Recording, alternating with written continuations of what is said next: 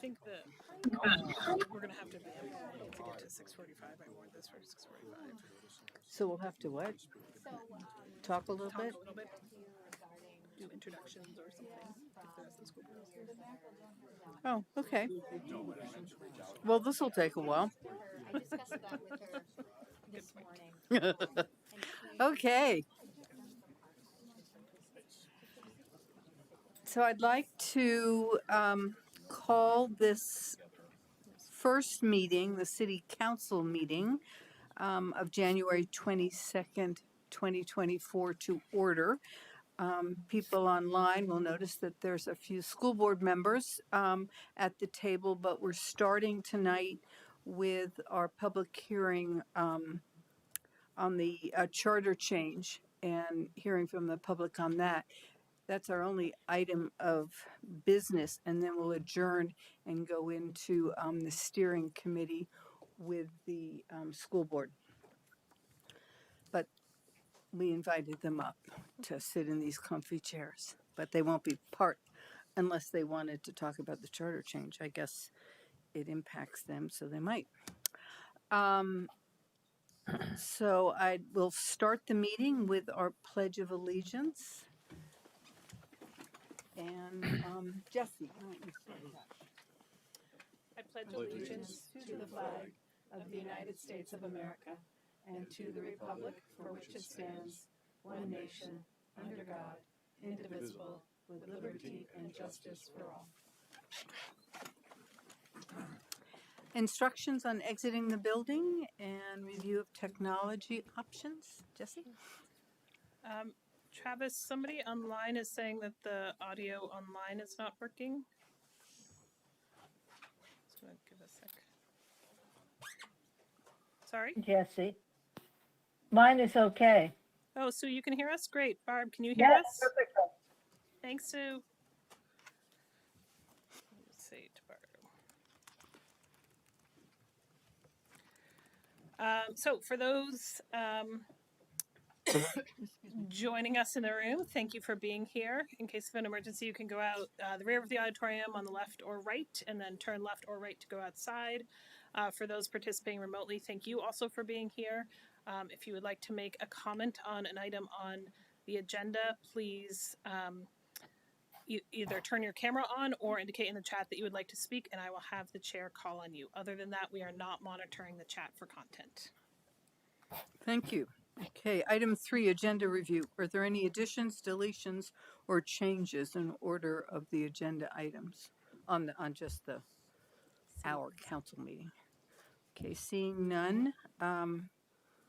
Comments and questions from the public not do we have to vote on this agenda? No, only if we change it. Comments and questions from the public not related to the agenda.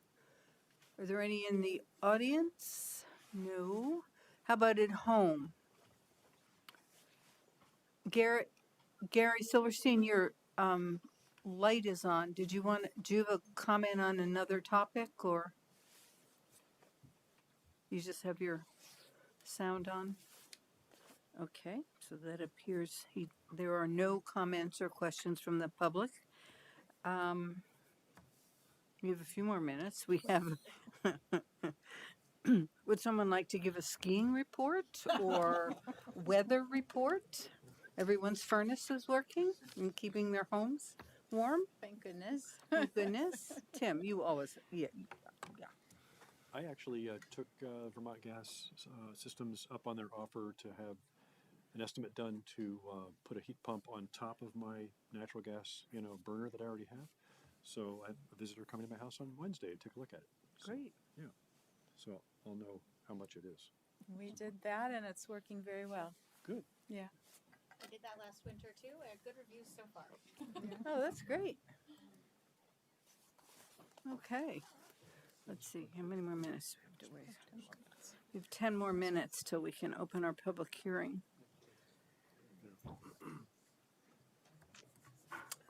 Well, We can recess and talk amongst yourselves. okay, why don't we just have a recess till 6:45, and then we'll be back on to do our public hearing. Thank you.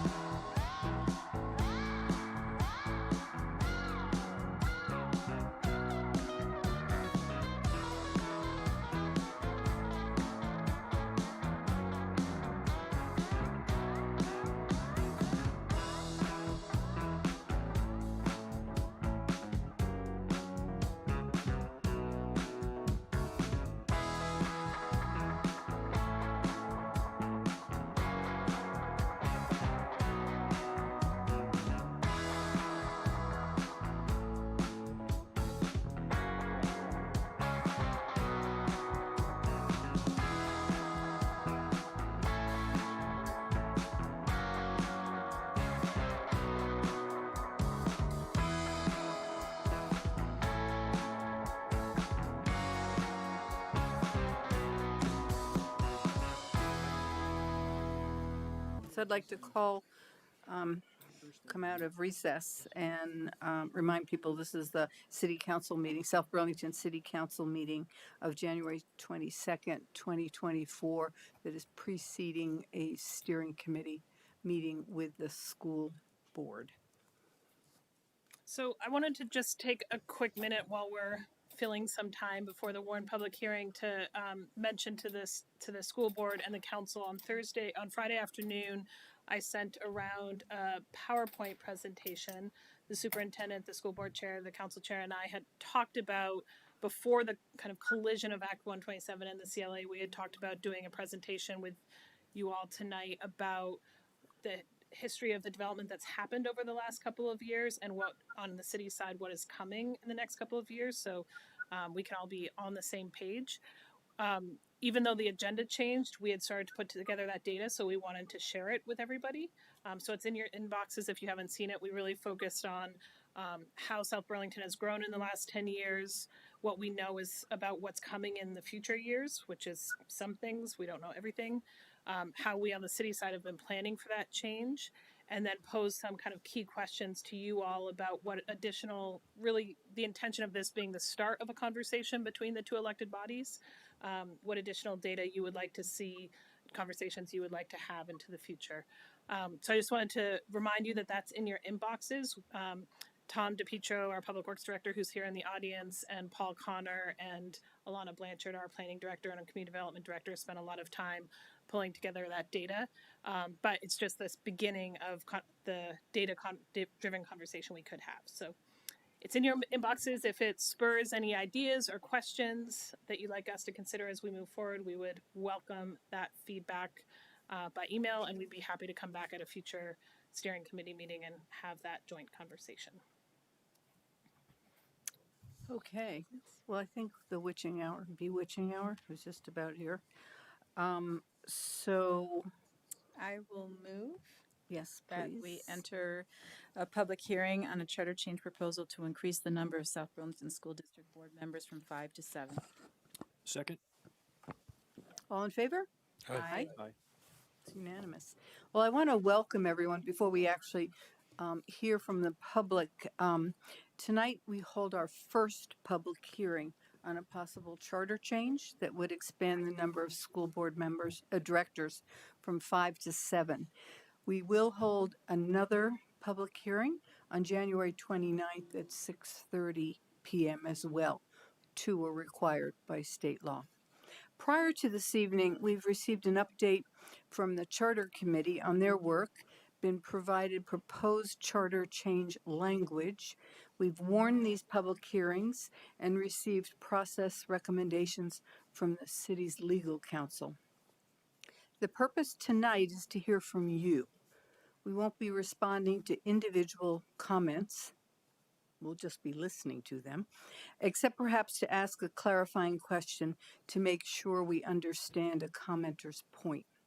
We also won't have a dialogue amongst ourselves.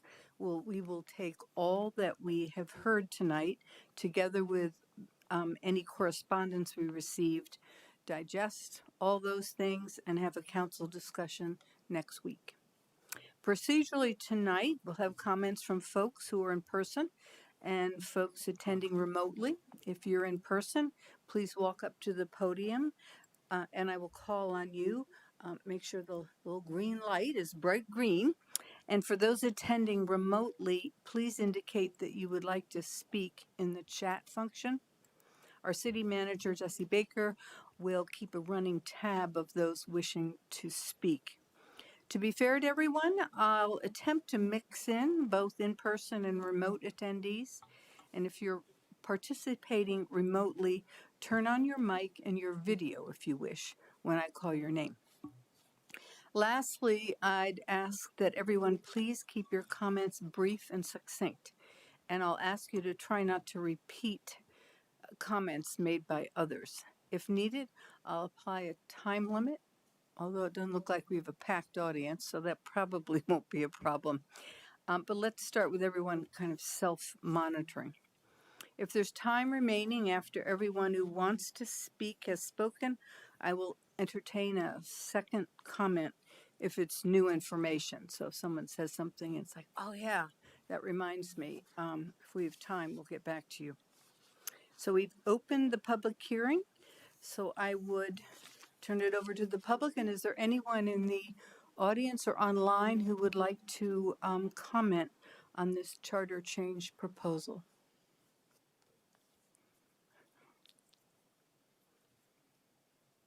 Peter?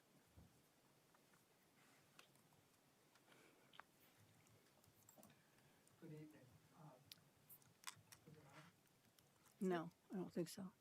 Good evening. Yes, it is now. Thank you. Peter Taylor, I'm the chair of the Charter Committee, and we did an extensive study over the past 15 months on structure of the city. And one of our two unanimous recommendations was to expand The school board. school board. And I just wanted to come up and make that clear that that was a unanimous decision of the Charter Committee. Be glad to answer any other questions you might have, but we've been over this a number of times. So thank you very much. Thank you. Is there anyone else who would wish to make a comment?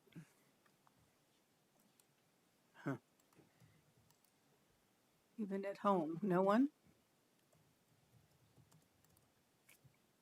Jerry still has his light on, but I don't think he wants to speak on No, this.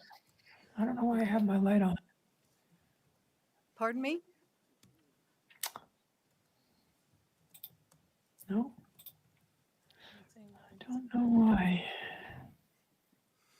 Gary, are you trying to get your No, face? I'm Oh, not. Oh. I'm not sure why my box is lit up. Okay. Well, if you don't want to speak, that's fine. I just, since it was lit up, I wanted to give you the opportunity. Yeah, I don't know why. I don't know why it's lit up. I'm trying to Okay. figure that out. Okay, well, Um, if in the future and the rest of the meeting, if you want to speak, turn your photo on and then we'll know for sure. Okay. Okay? So don't worry Okay. about your light being on. Okay. All right. So if there's, did you want to speak? No, I'm joining the meeting. That's all. Oh, okay. No, it just, I thought by doing that you wanted to speak specifically. Okay. Well, if there's no other comments, I will move that wait, we. wait. Oh, that's, okay. Oh, it's his mic. Okay. So I will move that we will close the hearing. Second. Okay. All in favor of closing the Aye. hearing? Aye. Say aye. Aye. So the hearing is closed, and that is all the agenda items that we have for the council. So I entertain a motion for adjournment. So moved. Second. All in favor? Aye. Okay, now we're back to wait until 7:15. Do we need to? No, you don't. No, we can continue. You can continue. Yeah. Okay. Oh, because we're just doing presentations. All right. So we'll start early. All righty. So because Kate has a sore throat, she was going to chair this, and I offered to save her throat. And so I'm chairing the steering committee. This conference will now be recorded. It was kind of her turn, but that's fine. I'm not butting in. Okay. So I'd like to call to order the steering committee meeting between the city council and the school board for January 22nd, 2024. And we'll start with the agenda review. Are there any additions, deletions, or changes in order of the agenda items? Yes? I'd like to add,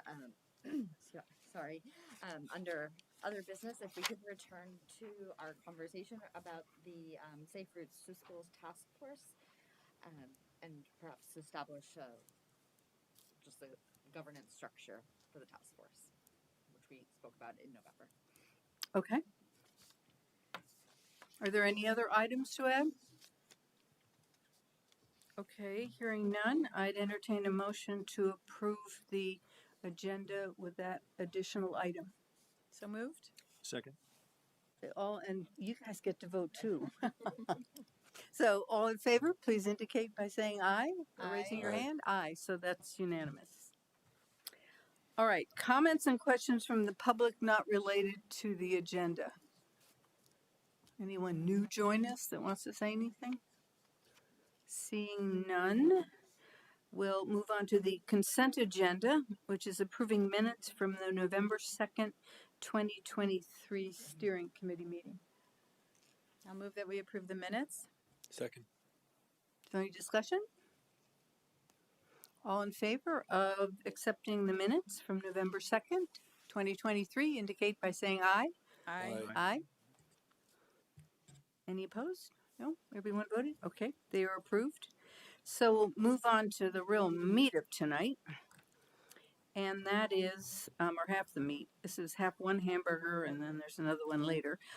Presentation of the FY25 school budget and other votes. So I will turn it over to Violet. Do you want me to share my screen, Violet? Sure, that'd be great. Thank you, Jesse. I would just add before we start this, and I think we mentioned this at an earlier meeting. When we did have a leadership meeting between the city and the school board, which is the two chairs and the superintendent and the city manager, you had just gotten the numbers and the reality of what this budget looks like. And as we discussed that, we agreed that it probably made sense to have give the public as many opportunities as we possibly can to understand these changes and the thinking behind it, and how as a city both the council and the school board are really concerned with these. I'd like to think they're unintended consequences. I don't know, but the consequences of some of the changes. So that's why this is one of the larger pieces of, or is an important piece of tonight's meeting. We also had planned to share the city budget in the steering committee earlier in the season and not wait till kind of the bitter end to say, have the presentation and the budget's already been printed and on the ballot. So this is our first, I guess, of many opportunities to really consider this, understand the school budget and some of the challenges facing, I think, our community. So, Thank you so much, Helen, and good evening, everyone. Thank you for all of those who are here in person and tuning in online. And Helen, I was just about to say what a great sense of relief I have that I'm not sharing with the council for the first time this significant impact of the CLA. So it's really wonderful to be sitting here today with the opportunity to share more about why I think this is a really fiscally responsible budget and how it's going to support the students in our community, which is really the goal of every budget presentation. We try to share the benefits to our school community. So that'll be the focus this evening. I want to thank our legislators who've joined us. Second time I get to see some of you today, so thank you again for all of your time. I've said publicly at our meetings and in my written communication, I really value the partnership and the commitment that I see from our legislators. And I think that, one of my favorite things, I'm a Vermonter at heart, and one of the favorite pieces of that is that I do really see and have my entire life seen a partnership between lawmakers and school systems and municipalities, and I'm hopeful that we can continue to work together to move forward to support our school budgets. So with that, I've invited Tim Jarvis, Senior Director of Finance and Operations, to join me. Those of you who tune into our school board meetings get to hear Tim and I joke about how we're the dynamic duo. So most of the time from here on out, we'll be delivering this solo because we've got quite a long list of folks that we want to share our school budget information with. So this might be one of the last times Tim and I get to share this together. So I've invited him to join us. And with that, tonight's highlights, I'll share some of the budget information with you, contributing factors. We'll walk through the budget worksheet, which shares some of our expenditures and how we got to our final percentage that we'll be bringing forward to the community in March. We'll talk a little bit about what beyond FY25 looks like and some of the implications of that.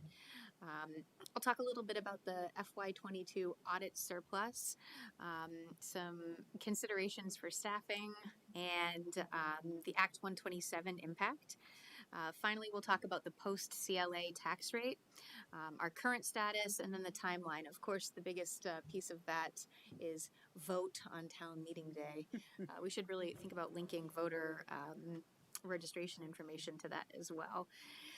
So as I'm going to give you the big scary number at the onset. This is, bad news early and often, right? It's a important act of transparency, I think. And so this has been sort of the first slide in a lot of our presentations following, the mechanics of budget development early on that we shared in board meetings in October and November. This is saying, here's where we've ended up today. We're introducing, the board has approved an 18.26 tax rate to bring forward to our community. And I'm going to give you all of the big ticket items that you'll hear me repeat time and time again until March 5th. But a few factors here, pre-CLA, this number was 5%.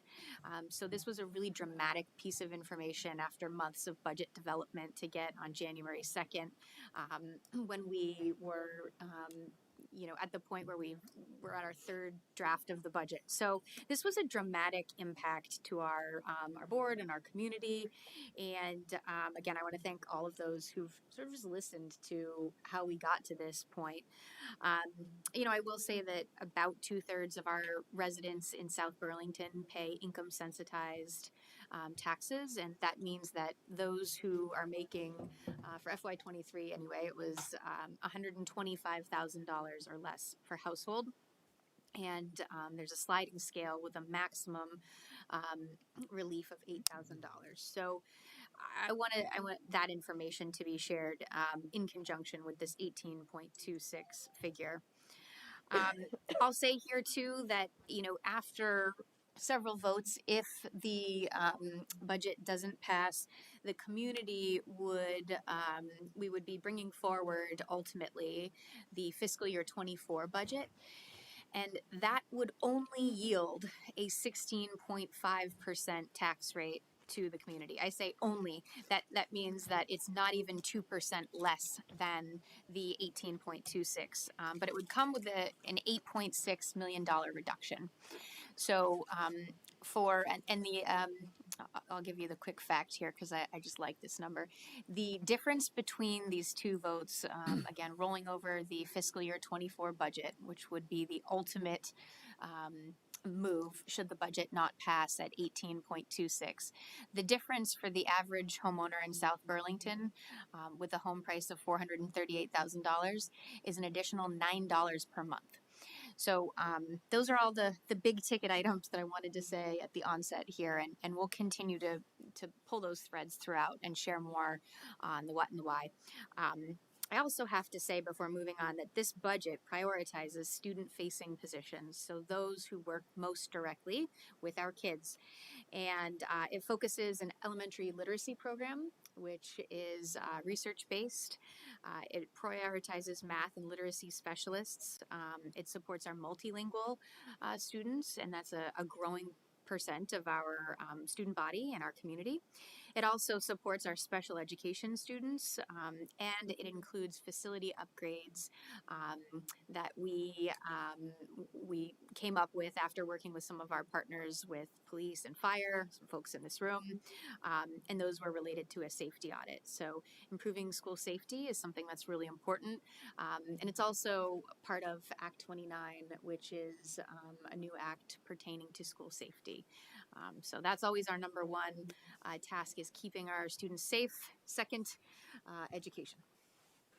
So getting into some of the nuts and bolts here, I will share with you some of our main expenditures and talk a little bit about some of the factors on the revenue side.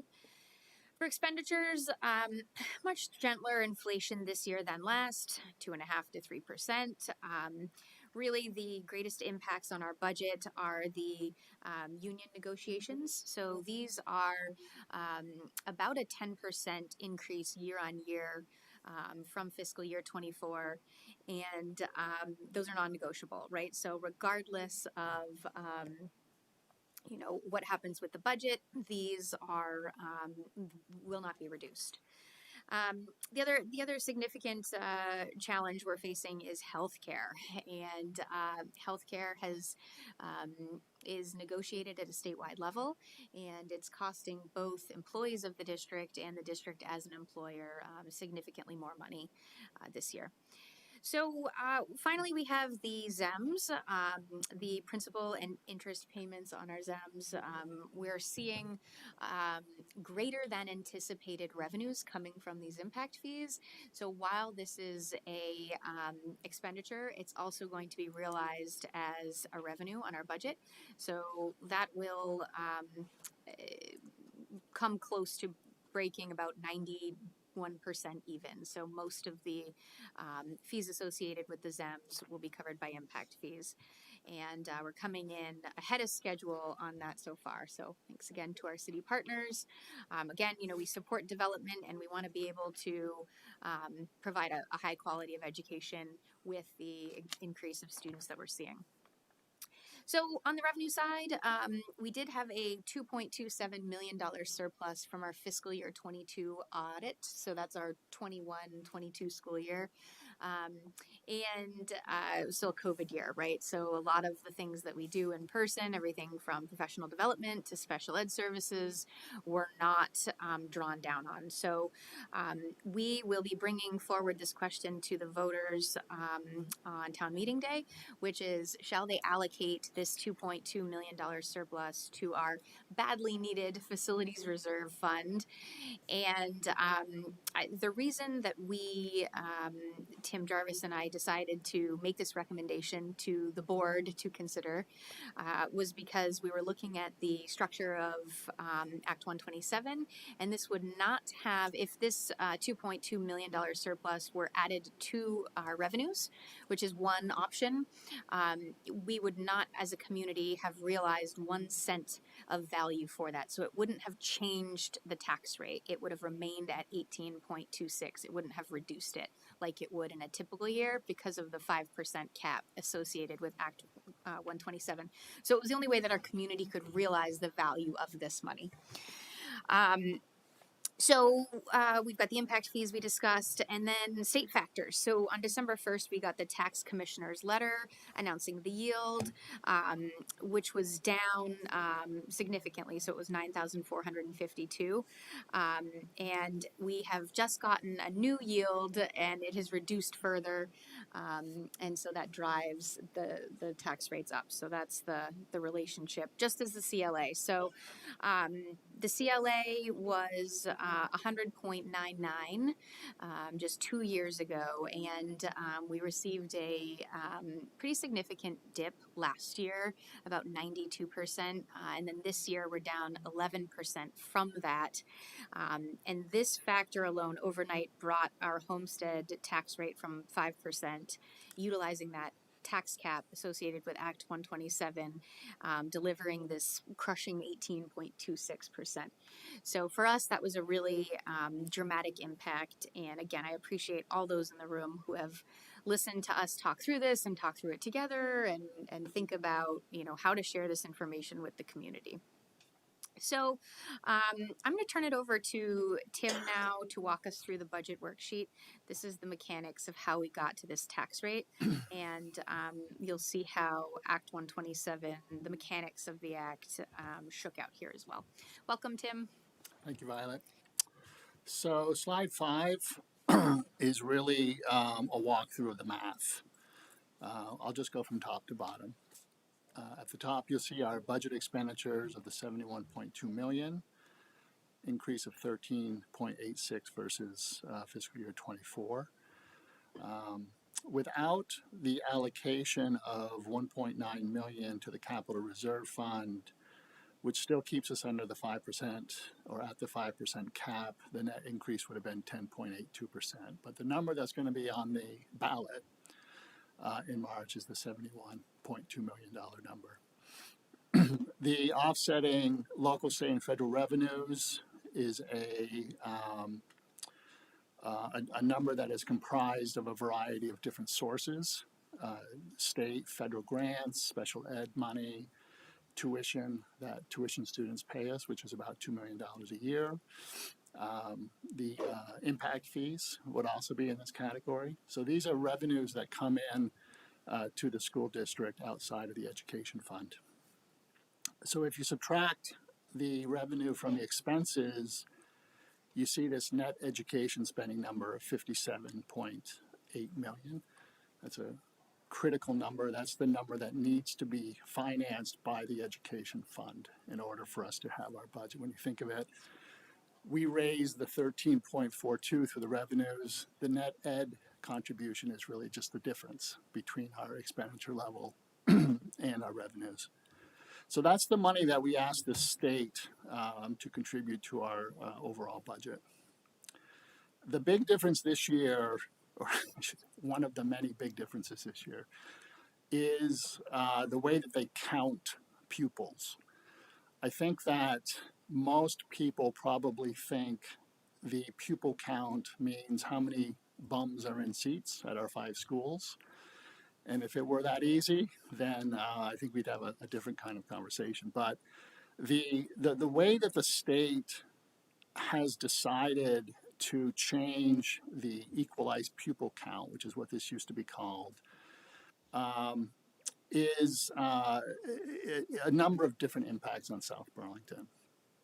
So they've added certain weights to give rural school districts and small schools a heavier weight to give them a higher pupil count. They've changed the way that English language learners are measured. They've changed the way that low-income families are measured, and basically redid the calculation to decide what would be a quote-unquote equalized pupil count. It has a long, complicated name, long-term weighted average daily membership. I like to just call it the pupil count and leave it at that, because many people get very confused by LTWADM, and what it really means is how the state counts how many pupils are in our schools.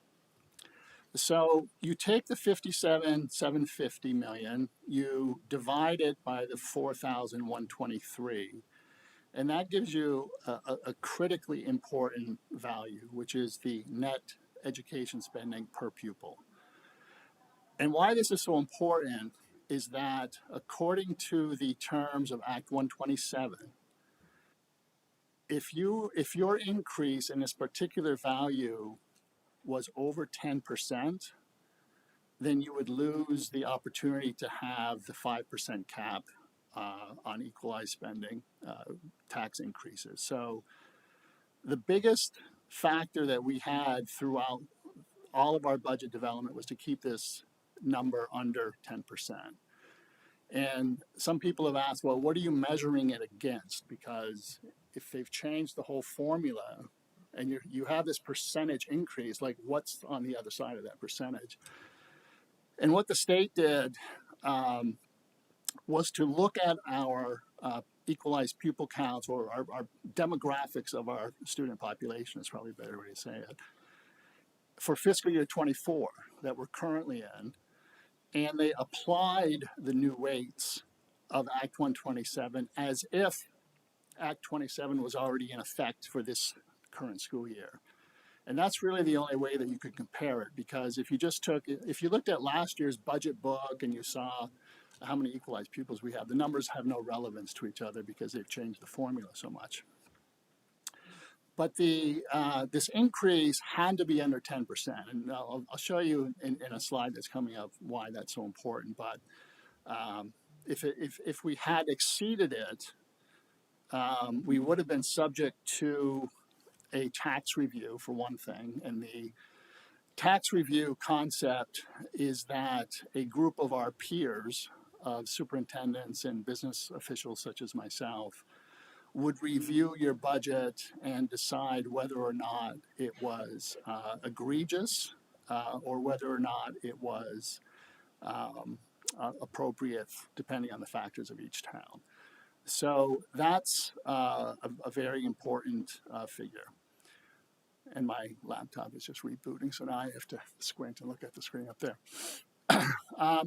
So that's the net ed spending per pupil. You then take that number and you divide it by the yield. And as Violet said, the yield that is set in the December 1st tax commissioner's letter has already changed once. And the yield is actually subject to change right up until the legislature finally approves it towards the end of the legislative session. So while it's a critically important number to use at this stage of the budgeting process, it can still change. And they're already talking about should it change as they start gathering all the data from all the towns around the state and seeing how their tax situation is shaping up through these exact calculations that are done in every school district. It could change again, but we can only use the numbers that are available to us at the time. So that's what the current number is. So that gives us a tax rate on a calculated basis of 1.5271. So if there was no 5% cap, then the notional increase, even before the CLA, would have been over 21%. Because we satisfied the requirements of Act 127, we kept the net ed spending per pupil below 10%.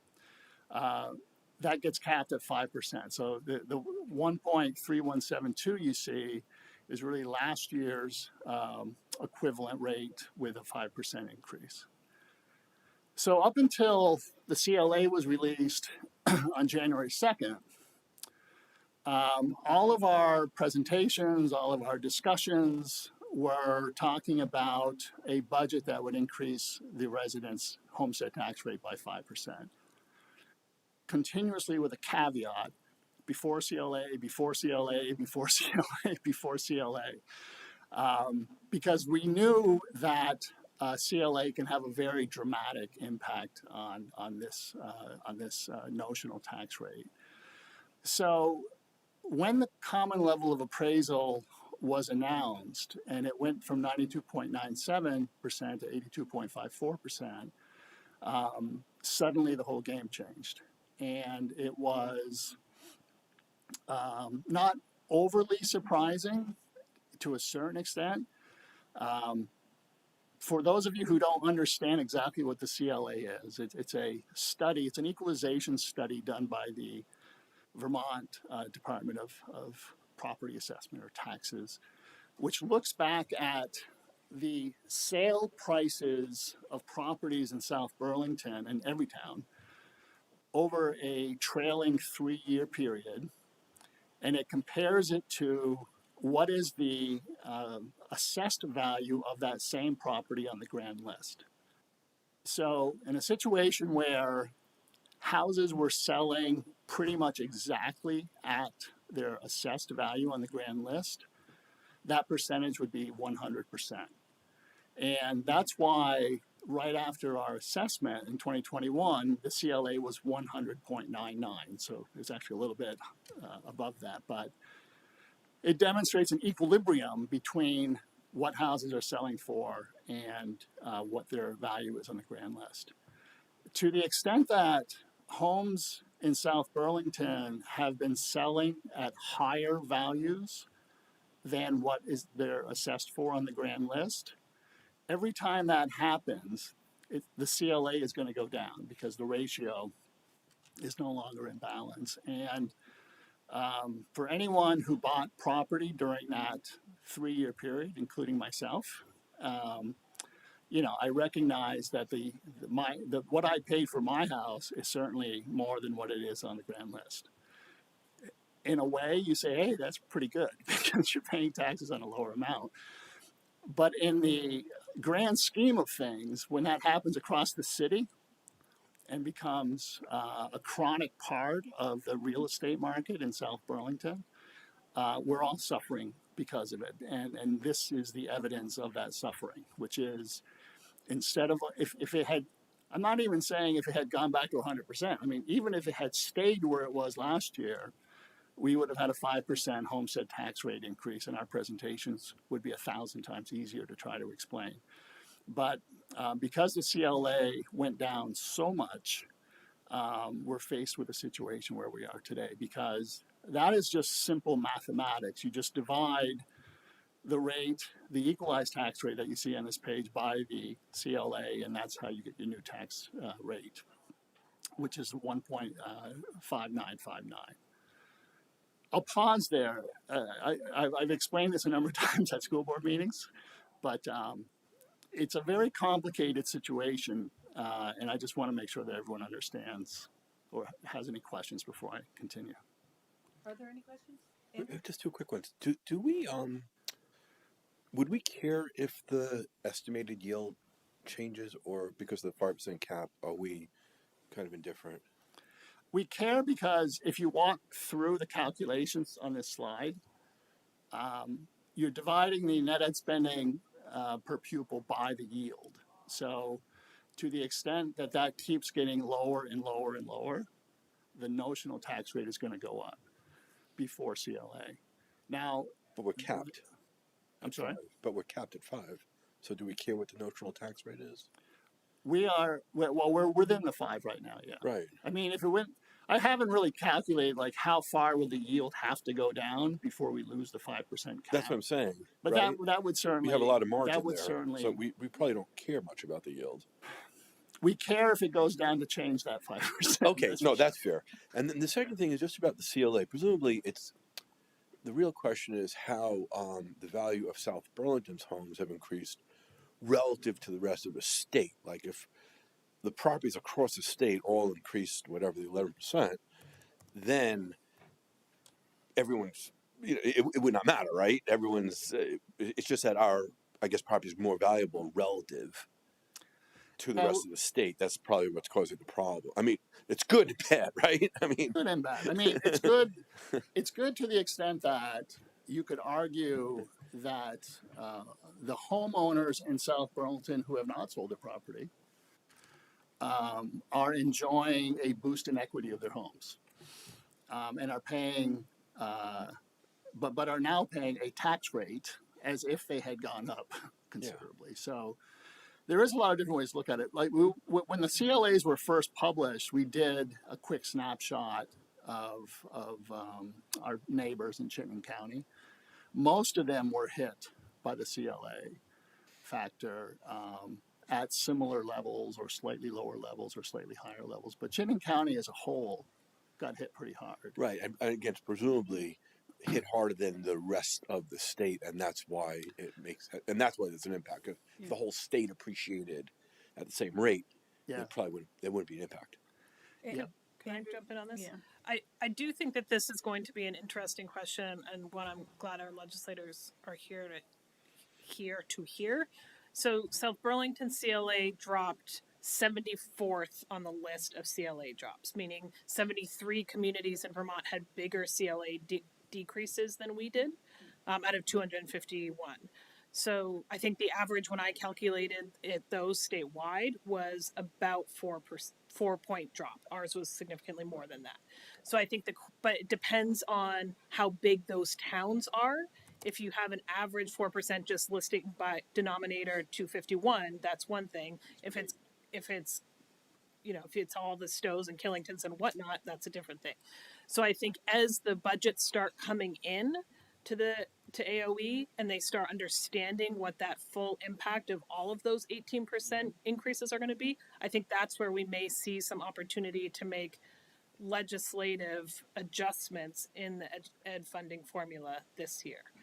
We don't know right now, I don't think, what those are what that impact that you're suggesting is going to be statewide yet.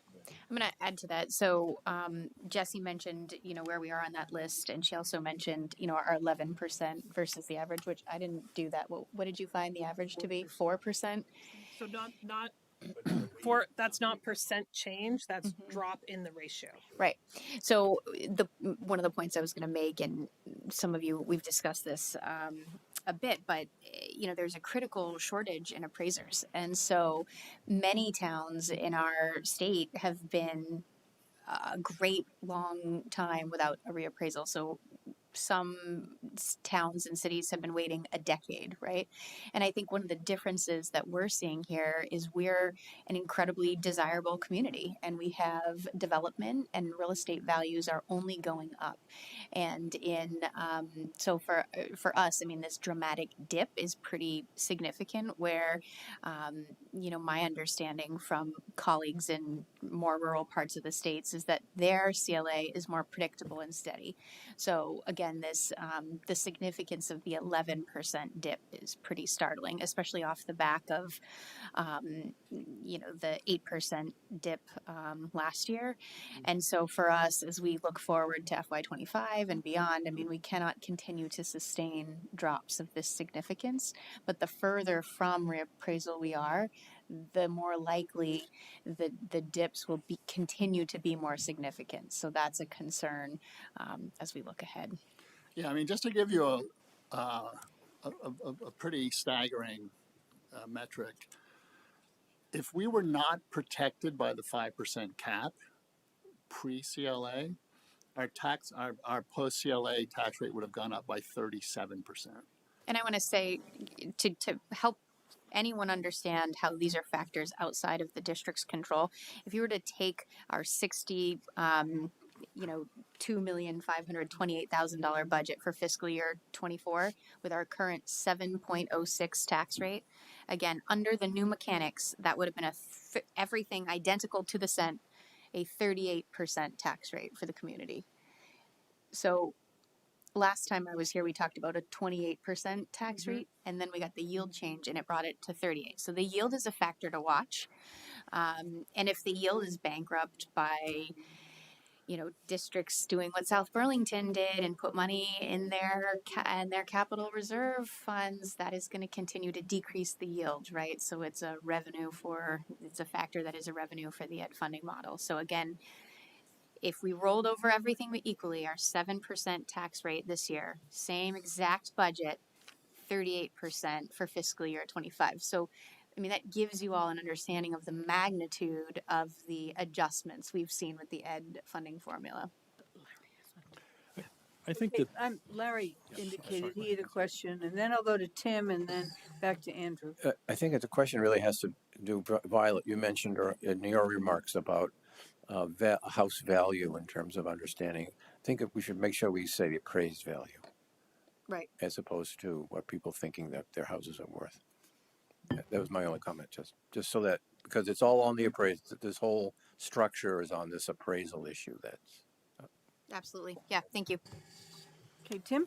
Yeah, I think that the state's use of the CLA model may be broken at this point, and it's not their fault. It's just that times have changed, right? I mean, a lot has changed since the pandemic, right? We have this increased amount of remote work, right? And we have changes in the demographics and the politics around the country, so there's a lot of demand to come live here, right? And in Chittenden County, there's not always, I mean, we're building in South Burlington and other towns too, but, it's a supply and demand issue. So, but the other problem is that people who are in their homes, who've been there for a while, if you're not going anywhere, you can't sell because there's nowhere to go, so you're not going to sell.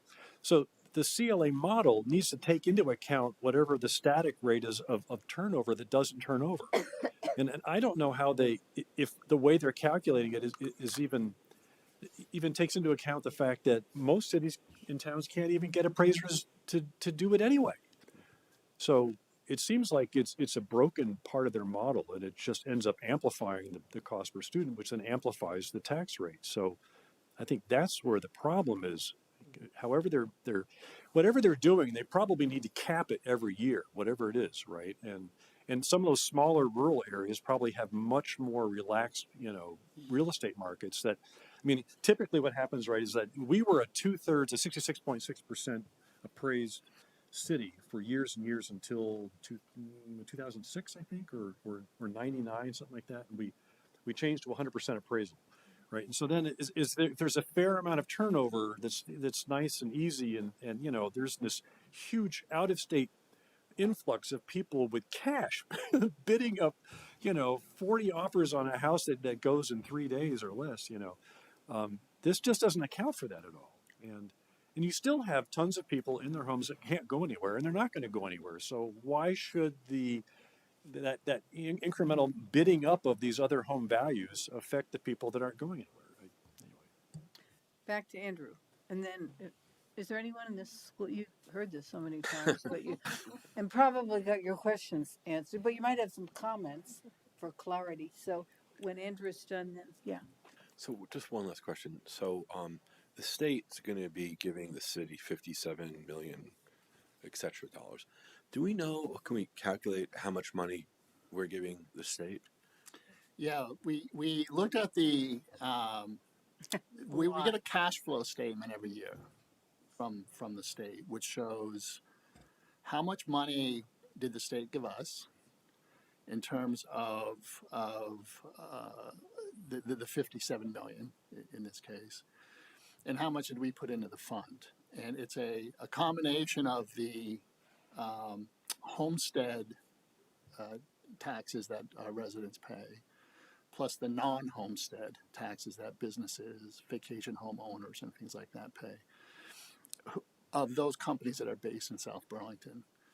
And last year's calculation was that South Burlington paid in about $5 million more than we got back.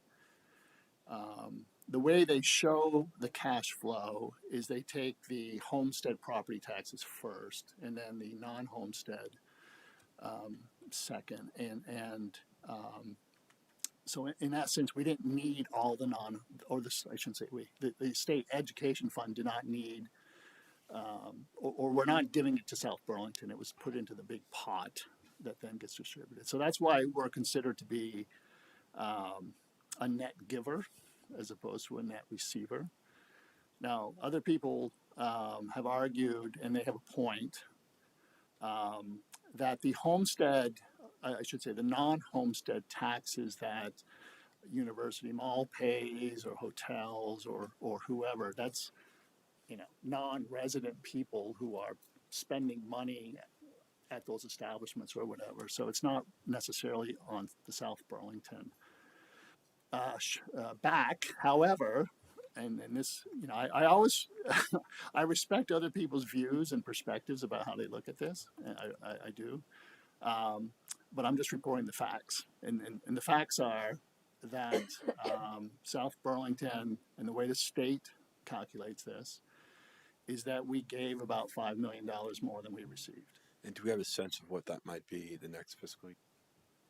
Or is it because of the Too hard to tell. I don't know what our non-homestead tax collection is going to be. That's a chunk of money. Okay. Sure, and then Alex Oh, I'm wanted to. sorry. My turn? Yes. All right, thank you. Yeah, going through this presentation, I have to feel sympathy for somebody who only has the time to hear it once, because if you hear it only once, it's probably going to be overwhelming to you.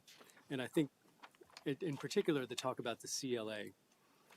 And as I've thought about the CLA, I think it could easily be replaced by real estate inflation. And I feel that if we use the word real estate inflation as opposed to common level appraisal, it puts the responsibility, or it helps pinpoint where these tax increases are coming from. Not necessarily from the school district, but from the fact that the real estate market is going wild in South Burlington.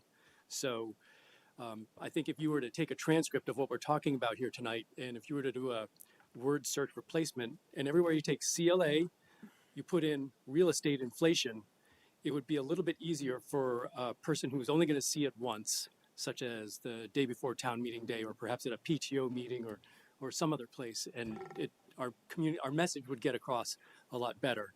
And just for kicks, I have a short anecdote about my neighbor who sold their house last year. It was on the grand list for 380,000. They offered it for 495. So in 3 years since our appraisal, it went up by $115,000 per, at least as so they thought. It turns out they got 505 for it. So they had a bidding war of some sort.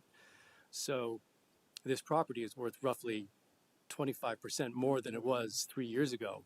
And, you know, when we talk about CLA and formulas and stuff like that, we sort of get lost in the fact that our real estate portfolio that any homeowner has really done well. And that's where the hit's coming from. It's not coming from the school budget. I mean, some of it's coming from the school budget, but a huge part of it is coming from the real estate market. And I think when people hear the word CLA or common level appraisal, they don't think real estate inflation.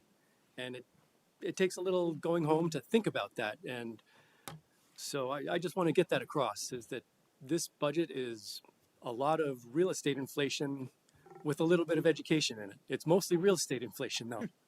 Thank you. Thank you. Jesse? No, go ahead, Jesse.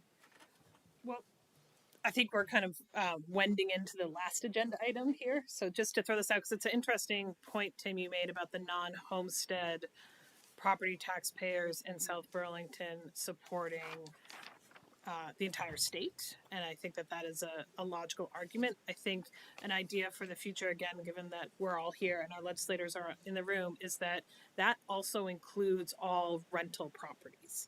So those are homes that our neighbors are living in and sending kids to the school.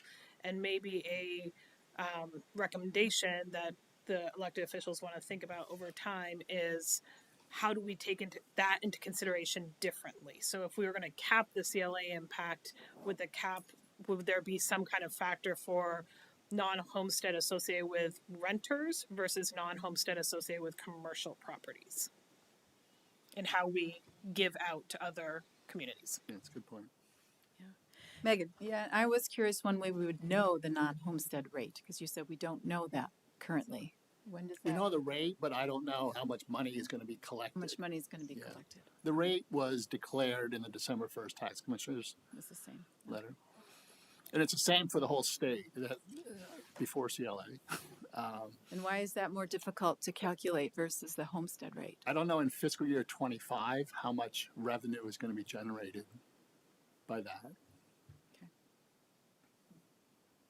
Okay, it's really. Let's Move along? yeah, Yeah. finish the slides, and then Okay. maybe we can take questions at the end. Just knowing what's ahead in the deck, I think we'll hit a good number of these, but and maybe we could just the conversation will absolutely run into our final agenda item. So yeah, very good. Thanks. Back to you, Tim. Yeah, so slide 6, we've included this slide.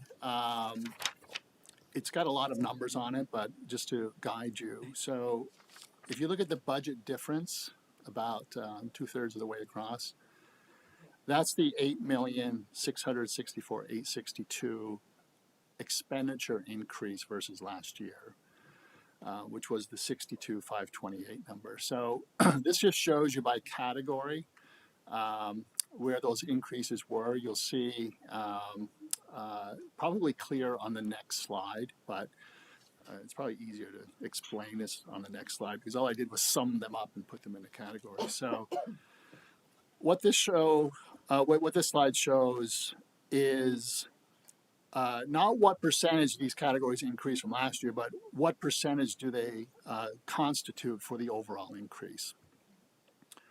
So with salaries and wages and staff insurance and benefits constituting about 80% of our budget anyway, you would expect that those would be the drivers of the increase as well, and they are. Primarily because of the new negotiated rates in the collective bargaining agreements, both for licensed staff as well as support staff. So all other things being equal, that's what those salaries and wages and staff health insurance and benefits would take up. Debt service is about 11% of it, but again, as Violet mentioned, the increase in our principal and interest payments on our bonds is largely offset by the impact fees that the city so graciously passed earlier last year. So although we have to include it as an expenditure because we're paying the Vermont Bond Bank the principal and interest that we owe them, we do have the inflow from the impact fees to help offset that. One decision that the school board made at the last meeting was to transfer 1.9 million to our capital reserve fund. And again, the capital reserve fund is sort of our savings account for future facilities needs, which we know we have many. We have an aging infrastructure. Things break regularly, unfortunately. HVAC systems and heaters and boilers and whatnot. And as recently as a year ago, we only had something like $35,000 in this capital reserve fund, which is nothing. Other school districts regularly budget to add money to their capital reserve funds, which is a smart move. And for whatever reason, South Burlington had just not done that historically. So we didn't put this number in originally, the 1.9 million, as part of our recommendation because we were trying to keep the year-on-year increase as manageable as we could, right? We didn't want to have to go to the taxpayer and say, hey, you're going to have a 13.86% expenditure increase. It was 10.66. But as we discussed in detail the mechanics of Act 127, and this kind of gets into this is really one of the most important points that we can make and is impacting the whole state. Because we had cushion in our 5% cap, that whether we spent 69 million, whether we spent 71 million, it didn't matter to the South Burlington taxpayer because their tax rate increase was going to be 18.26% no matter what. And so the discussion was, if we have this cushion and if it's not going to change the tax rate, and if we have a very, very well-known need for infrastructure spending in the future, why wouldn't we put in the 1.9 million in this expenditure proposal, in this budget? Because it's advantageous to the South Burlington taxpayer, it's advantageous to the school, and it's advantageous to the city. The problem is, if every town in the state does a similar thing, and this is really where things have exploded in probably the last 7 to 10 days across the discussion. If everybody does, and not everyone can afford to, and not everyone has to do or whatever, but to the extent that a number of school districts have done the same thing that we've done, that's putting further stress on the overall education fund. Because somewhere, if the state is going to approve us having this budget, they have to find the education fund component of that somewhere.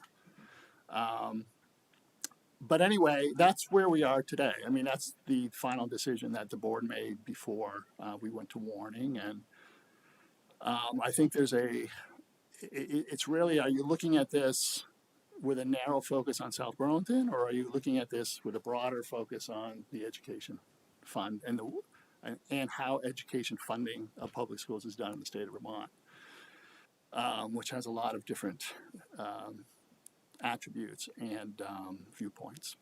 But anyway, in our budget, we do have this 1.9 million transfer. I think it's a good idea, certainly from a local perspective. And then the other things, there's a lot of, there's 3,000 accounts in our budget, and some of them are impacted by inflation, transportation costs and materials and supplies and things like that. And then we have still allocated a slice of the increase for some school safety initiatives, which comes up to the total of the 8.66 million. So that's what the difference is from this year's budget. Are the enhanced school safety issues mandated by the state? Is that in a piece of legislation, or is that The just? specific line items are not.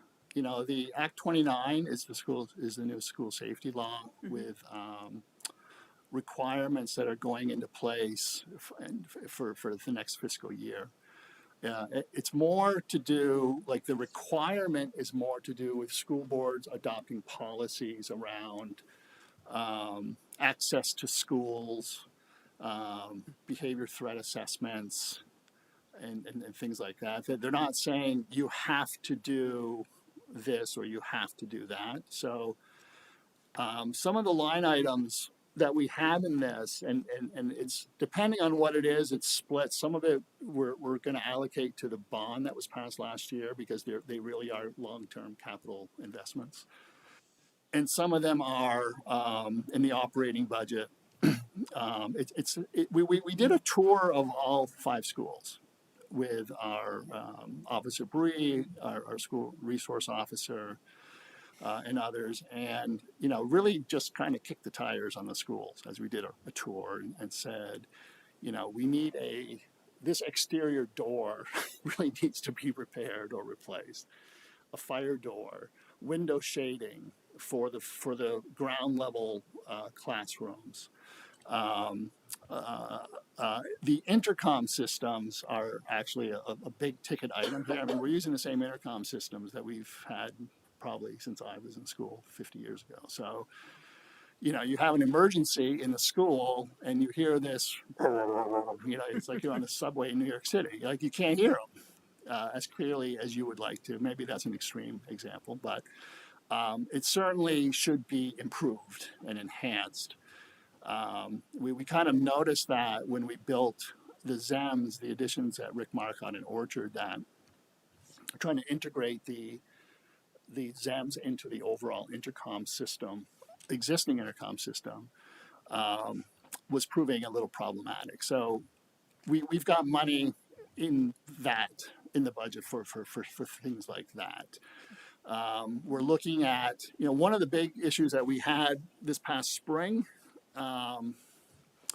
was the classrooms were like in the high 80s and degrees because only Chamberlain School and the middle school are fully air conditioned. And case of the middle school, I think it was because I understand that it's also a shelter, a public shelter, for an emergency shelter.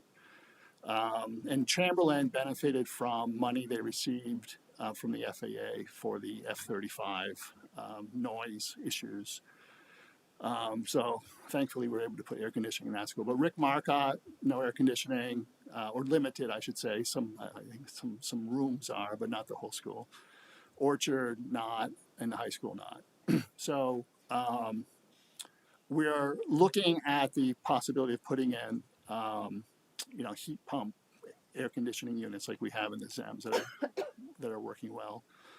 That's, you could call that a facilities upgrade, or you can call it a school safety thing, but certainly the teachers were telling us that it was a safety issue because it was really, really hot, and teachers were not able to deal with it very well. So those are some examples of what we're calling school safety. I think the point that families and teachers are making about the school safety and the air conditioning is that the solution when you're in a really hot classroom is to try to keep the windows open, and that's potentially a safety risk. Yeah. Okay, next slide. Looking beyond fiscal year 25. So this is sort of just a textual summary of a lot of the things that we've already been talking about. So I don't want to spend too much time on it. Tim, I can grab these next few slides and take us into some of the budgeting pieces here. So last time I was here, we discussed this particular slide with the council. This is an Act 127 provision where when it was designed, this 5% cap was put into place to cushion districts like South Burlington who would be negatively impacted financially. So it was designed to give a 5-year period where we could reduce funding to a responsible rate, right? What, a legislator said on a Zoom with the superintendents today was, we didn't know that the impacts and the combination of Act 127 and CLA would have. And so, when we hear and when I say to the community that this was a design to, again, cushion, you can't say that when we would have a 38% tax rate on the same budget that yielded a 7% tax rate this year, right? So that was something that was unanticipated when this legislation was developed. So it's not really applicable to South Burlington for the fiscal year 25. I do want to share, though, that this will be a big problem for South Burlington should nothing change in the ed funding formula for fiscal year 30, because if the CLA continues to drop and the yield continues to drop, and we would be introducing, without a 5% cap, a 38% tax rate to the community, there's no possible way that we could pare down. I mean, we would be closing multiple schools and we'd be unable to perform the simple task of educating students, period. So given that approximately 80% of our budget is allocated towards paying the staff and the healthcare and benefits for that staff, our main lever here is staffing. So when I talk to you about this 18.2% tax rate that is from $71.5 million all the way down to $63.2 million, right? Same percent tax rate. To get below that, we would have to cut $8.6 million. So I want to just contextualize that, if we think about staffing and programs for the community. Right now we're having conversations with the administrative team about preparing a list. So should the budget not pass, how do we get from this artificial 38% homestead tax rate to a real functional 16.5%. So again, the community could, at best case scenario, see a 16.5% tax rate rather than the 18.27. So a difference of an additional $9 per month for that average $438,000 home.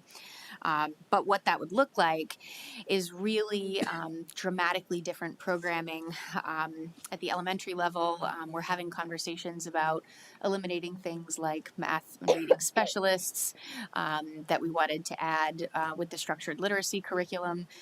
The structured literacy curriculum is something we would not be able to implement, and with that, we would be modifying classroom sizes, so increasing all classroom sizes district-wide to the maximum state capacity. Our ability to deliver multi-tiered systems of supports, which are required by the law, would be significantly diminished, particularly at the elementary level, which would have significant impacts on literacy rates. And that is the most significant indicator of success for all students as they matriculate through our systems. We're talking about reevaluating our middle level model. Would we move to a junior high model rather than a house system that we have in place right now with our teams, which is really critical for social emotional supports? We're talking about the removal of our social emotional learning supports in the district, as well as all instructional supports. We're talking about massive reductions to programming and curriculum. Athletics, co-curriculars, field trips, arts, languages, drama, all visual and performing arts. So to achieve and significant staffing reductions. So the district employs 518 people, which is not including our nutrition services or our Schools Out program, which are enterprises and also have staff that we support. So with that, I mean, we're a pretty significant employer in South Burlington, and I think the ripples of having to roll over our fiscal year 24 budget, so eliminating $8.6 million, yielding a 16.5% tax rate for our community would mean significantly diminished quality of programming and the loss of quite a few jobs for our community. So wanted to sort of just share a picture of what that looks like. We're finalizing, we're going through the process of developing these lists. Obviously, we just got the CLA impact on the 2nd. And so, we'll share with the community more details as the administrative team comes to consensus on them. As you can imagine, we're not talking about numbers and facts that don't have an impact. So the deliberations are pretty extensive, as each one of these decisions will have a significant impact on certain groups of students and people. And so trying to prioritize them is extremely difficult, and we want to give it the time and care that should have.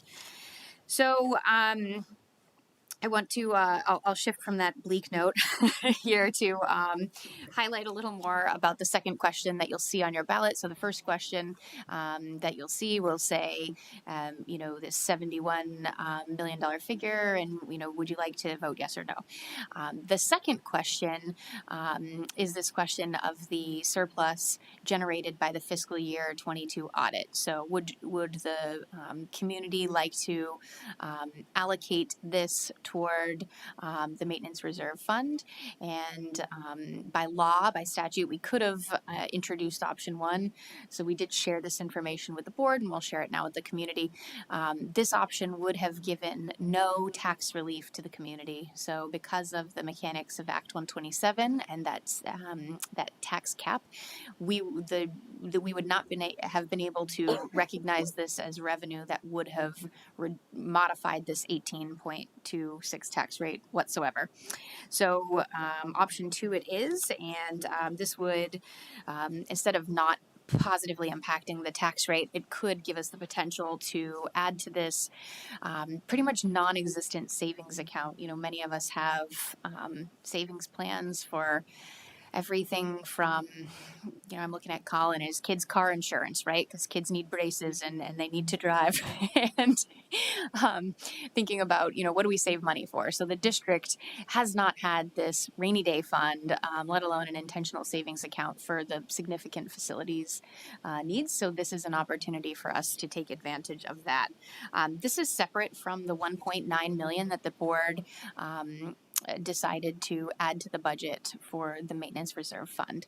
Again, also not impacting the tax rate that the community will be seeing at all. Hey, Violet, can I ask Sure. what caused the surplus of the 2.266 million in fiscal year 2020? Was that leftover from the pandemic and federal funds? Yeah, so this was the 21-22 school year, and a number of in-person activities were dramatically modified. So and a lot of this was, I think one of the biggest buckets of surplus funding was in special ed. So a lot of special education services, for instance, are delivered in person. So speech and language pathology services, occupational therapy, right? Just to think of a few off the top of my head. Professional development was significantly modified. So these were budgeted expenditures that weren't realized in actuality. And the audit timing was late, which is why this wasn't brought forward to the voters sooner. So this is a really atypical year. This is not a surplus that we will be anticipating going forward. But again, from the 21-22 school year, so a few years back. So this 2.266 will be added to the 1.9 from this proposed budget, right? The 1.9 is inclusive, included in that $71 million figure that's going to the community. So you will not actually see that figure on the ballot. You can think of that 1.9 as intentionally budgeted in. The two sums will go into the reserve. But they're going into the same reserve. They are. But because about this $4 is million. right, and because this is a different fiscal year and it's an audit surplus, the question has to go to the community.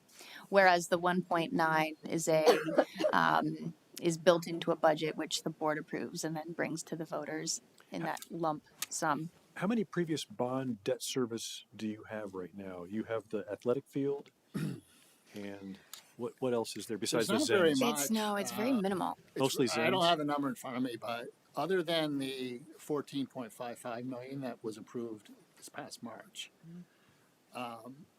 there was under.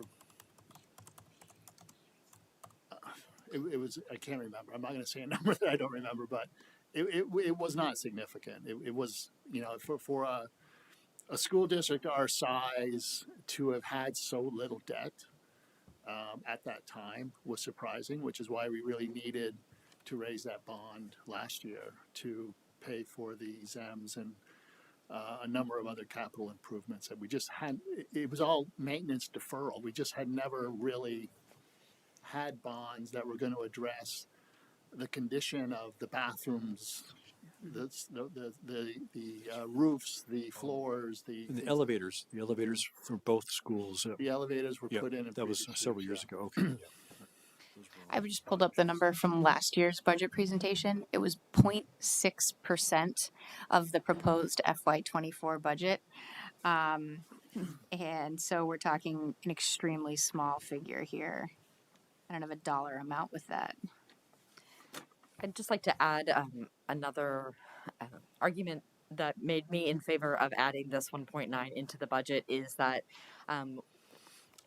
if the CLA is the status quo and Act 127, looking down the road, it's going to be even more challenging to put a bond out to voters and ask the voters to support a bond on top of a tax rate that is increasing just for the budget alone. So thinking long term, having some reserve now at this opportunity with the 5% cap is a way for us to hopefully plan for potentially smaller bonds in the future or no bond at all. Thanks, Kate. We can follow up with that figure so folks can have it. So, considerations for staffing, we are seeing and with development are anticipating continued growth. We did reduce FTEs by 20.5 last year, really thinking about the intentional phasing out of ESSER funds, the elementary and secondary school relief funds that came from the federal government. We were pretty effective in doing that last year, and that was tied to a lot of model changes. This year, we looked at model changes too, thinking about special education delivery, for instance, wanting to ensure that we have our most trained and highly qualified staff supporting students who need the most intensive supports. So, this year, you're going to see when I walk you through the proposed reductions and additions, what those models look like. We're also thinking about Act 173, which is a requirement by law to support students using multi-tiered systems of support. And the budget you see here, again, the staffing shows this prioritization of early literacy and a structured literacy program with the staffing that would be required to roll that out and support that in function. So I'll walk you through a number of positions and the schools. I'll lump some of these together if you get, a good number of the same positions in a row, which we will in a few of these cases. So at Orchard School, we have a proposal here associated with a model change in special education, which is reducing some of these hard-to-fill positions and unfilled positions. And some of these are interventionists and some of these are para-educators, and we're replacing them with para-educators. So you'll see this at Orchard and at Rick Marcotte, is we're reducing interventionist and para-educator positions, and we'll be adding special educators in those positions. At the middle school, we are reducing a universal design for learning coach. Some of you know this position as an instructional coach. We are, for the first time, Title I wise, a school-wide program. And that means that it isn't just Chamberlain and it isn't just the middle school anymore that have a poverty rate that gives eligibility for additional Title I monies, which are meant to support students who are eligible for free and reduced lunch. So district-wide, all schools are eligible now, and this is a huge change. And so with this, we have to reappropriate some of the positions that have been Title I funded. So this is an example where the middle school coach, the funding it's 100% grant funded, Title I, and that'll be shifted toward a literacy specialist at Rick Marcotte, who will help support the layered model for literacy delivery at the elementary level. You see here also the paraeducators, the same shift of reducing 2 paraeducator positions and replacing them with 1 special educator. Busing has been incredibly challenging. We have 4 unfilled FTEs for bus driver positions open now. We're proposing the elimination of 2 of those. I have said many times to the board, and I'll say it again, should we have the ability to fill those, we certainly will.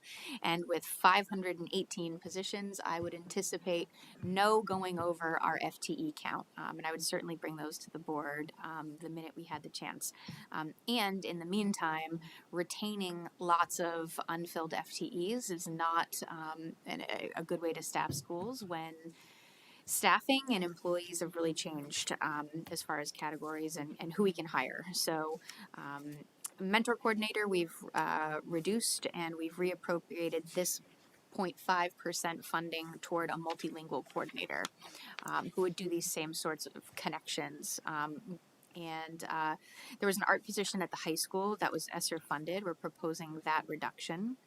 And are looking at class sizes to look at how we can support students in continuing to take art classes. So combing through a lot of enrollment numbers and seeing who's registered in which class. So at the high school, we are proposing keeping the student engagement coordinator. This was a position that was ESSER funded, and we're going to move that into local, as well as the special educator positions that we talked about with the model change, sort of swapping out para and interventionist positions for licensed special educators. You'll also see the health and wellness positions here that were ESSER funded, rolling those into local funding. We know that with the social and emotional needs, it's important to prioritize these positions, and the 11 health standards that are taught are critically important for social and emotional health of our students. So in the kind of net understanding of this, the first page had almost 11 positions cut, and then some of these will replace that, but with a different title or. Looking at model changes, absolutely, yes. Okay, so this is 1, 2, 3, 4. If you go to slide 13, just advance one more. So you see that the net add is 0.6 here. Okay, thank you. And so we would be doing a lot of reappropriating. So multilingual coordinator, for instance, we're going to braid some Title II funds, some local money, and reappropriating some consulting work that we're doing for a multilingual coordination, as well as that mentor coordinator role. So thinking about needs of students and how to fund that in the best ways. Pre-K coordinator, grant funded, right? So we're looking at some options here, really of just maximizing the funding to support students. So again, total add of 0.6 FTEs. And then we've talked a lot about Act 127. So I'm going to kind of I'm getting the time check reminder here too. So Tim, if it's okay with you, I'm going to kind of breeze through some of these and then move us along. Act 127, this has been a flow chart that we've discussed quite a bit. So the question that we had to answer from the beginning was, are we below a 10% increase in per pupil spending? So no, we were not. And so thus we would not be subject to tax review. We ended up actually at a 9.6%. So that's where we are today, and that's not out of alignment with others in the area. So we are in this range with the 5% cap with the tax rate here, and that's everything in the range. If we then walk over to slide 15, this gray area here is depicting the 18.26% tax rate. And I would encourage you all to think about this as a 38% tax rate, because that's what the community would be getting. So to step outside of that, you can see the figure at which the community would receive a tax break would be bringing it from this artificially inflated 38% rate down to 18.25, right? But you'd lose many millions of dollars of equity. So this far number to the left, the $62,528,000, is the current fiscal year 24 budget. And to get here, we would no longer be taking advantage of the tax cap. And this is really, really incredibly significant, because it means we would never be able to take advantage of the tax cap. So if we lose the tax cap this year, we will not be able to have it next year or the year after. So we would have no soft landing as was designed by Act 127. This would also create that $8.6 million reduction in order to achieve that target. And if we shift to the next slide here, this is a new graphic that we're still kind of working on here. This is designed to share that every budget from $71.5 million all the way to $63.25 million will generate this tax rate of 18.26%. So to get below that even a little bit, you can see the reductions. That would be a budget cut. So all of the positions that we've discussed tonight would, of course, be eliminated. I mean, there would be no. It would be the conversation is looking around the table like, in the numbers far more significant than what we've discussed, complete with many programmatic changes. So at the very bottom here, you see this figure of 9.99%, and we put that there to show the reductions that we would need to even achieve a tax rate of 9.99%, which is double what many historic tax rates are. And we wanted to just share, these factors are just simply out of the district's control. So you see our current fiscal year budget, fiscal year 24 budget of $62,528,000, and we did add an arrow there, and we'll add it in for these slides too, to say this year's current budget. So again, 7% tax rate for fiscal year 24. And with a new ed funding formula, it would be 38% brought down to 18. So it's just factors that are out of the district's control. If we shift to the next slide, 17, I want to share the tax rates with folks so that you all can have an understanding of the costs associated with these changes. So, up until 4 p.m. on January 2nd, we were thinking that we were going to have about a 5% tax rate. And we got the CLA, and that brought it to 18.26. And so I thought, okay, great, I'll call Tim and then we'll reduce and we can get below. But there is no reducing unless there's massive impacts on education because of the 5% tax cap range. So essentially what this means is instead of about a $300 annual tax bill. It would be about a $1,000 annual tax bill. And you see the monthly rates, and then for the average condo, which is about $300,000, that would be looking like about $730 versus about $200 annually. So when I said earlier that the difference in this proposed budget yielding this 18.26% tax rate and the rolling over the current budget, and should the budget not pass, the difference is about $9 from this from the numbers you see here a month. So you're looking at $90 a month versus $99 a month for the average home, which is about $438,000. So other big highlights here, 60% of homeowners do receive homestead tax relief and are eligible. So that would be some relief on the numbers that you see above on that sliding scale. Other highlights, I think we've mentioned everything on this slide multiple times. But I think just the stunning piece here that from this $63 million number all the way to 71.5, same tax rate. And again, if we had a 0% increase rolling over the same budget, it's going to be 16.5. So not a big relief for the community either way. So this is how we get to our $192 million figure. It was a 10.82% increase before that 1.9 additional allocation for the Capital Reserve Fund. So that changes the percent slightly to about 14% increase, again, with the exact same tax impact. And, up next, January 30th, we'll have our budget books available. So you'll see more information about what's included in the budget. March 4th, we have our pre-town meeting day. And finally, March 5th, town meeting day, where community members have the opportunity to vote on our school budget.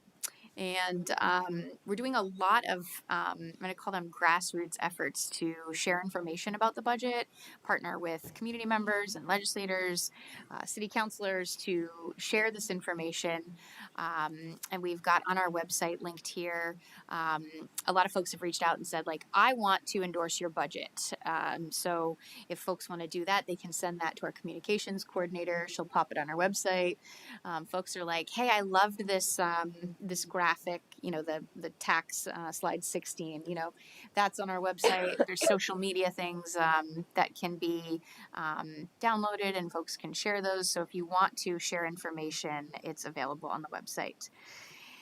And with that, we can take any additional questions. I know we've got the next, after the city's presentation, continued conversation. So up to you on if you want to take questions now, we're happy to do that. Or if you want to save them for that final agenda item, let us know. Unless there's some pressing question, you got one pressing question? Okay, because we could, well, why don't you ask it? Go.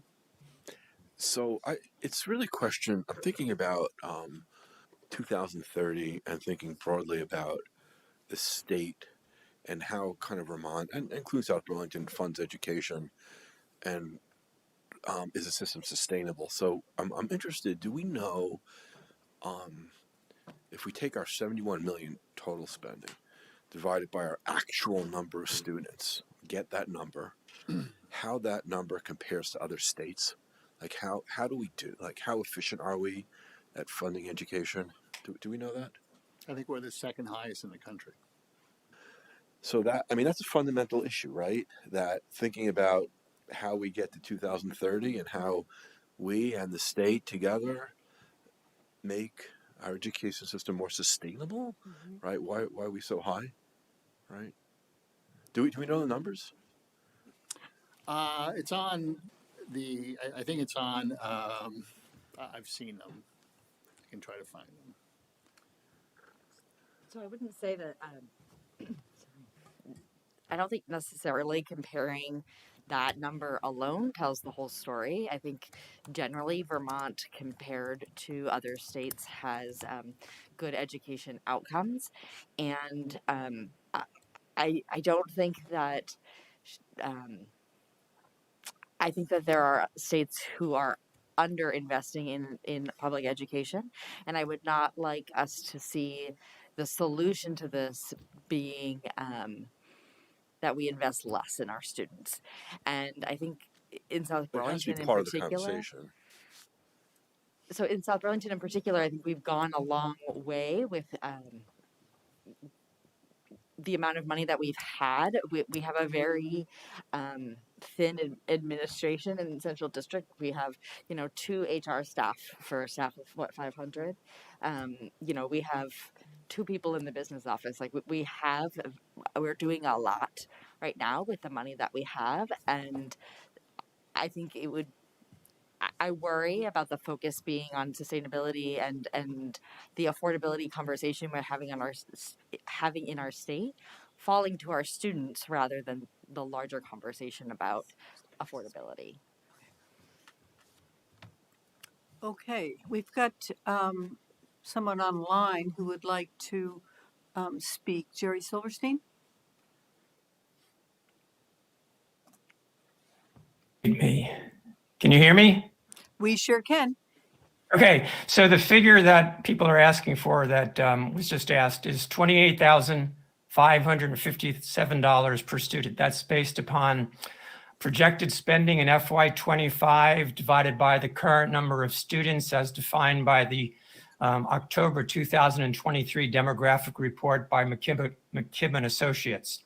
$28,557 per student is more than twice what 16 other states spend per pupil. Only New York State spends more money than we do. Now, you're right. You can't always put a dollar figure on how much you spend to get quality education. But when what you're spending is more than twice what 16 other states are spending, many of them with high quality academic achievements, and then you look at sustainability, and if you have some problems with sustainability, and I'll give you one example. I don't know, how many legislators are there tonight? I can't see. There's 5. 5. Okay.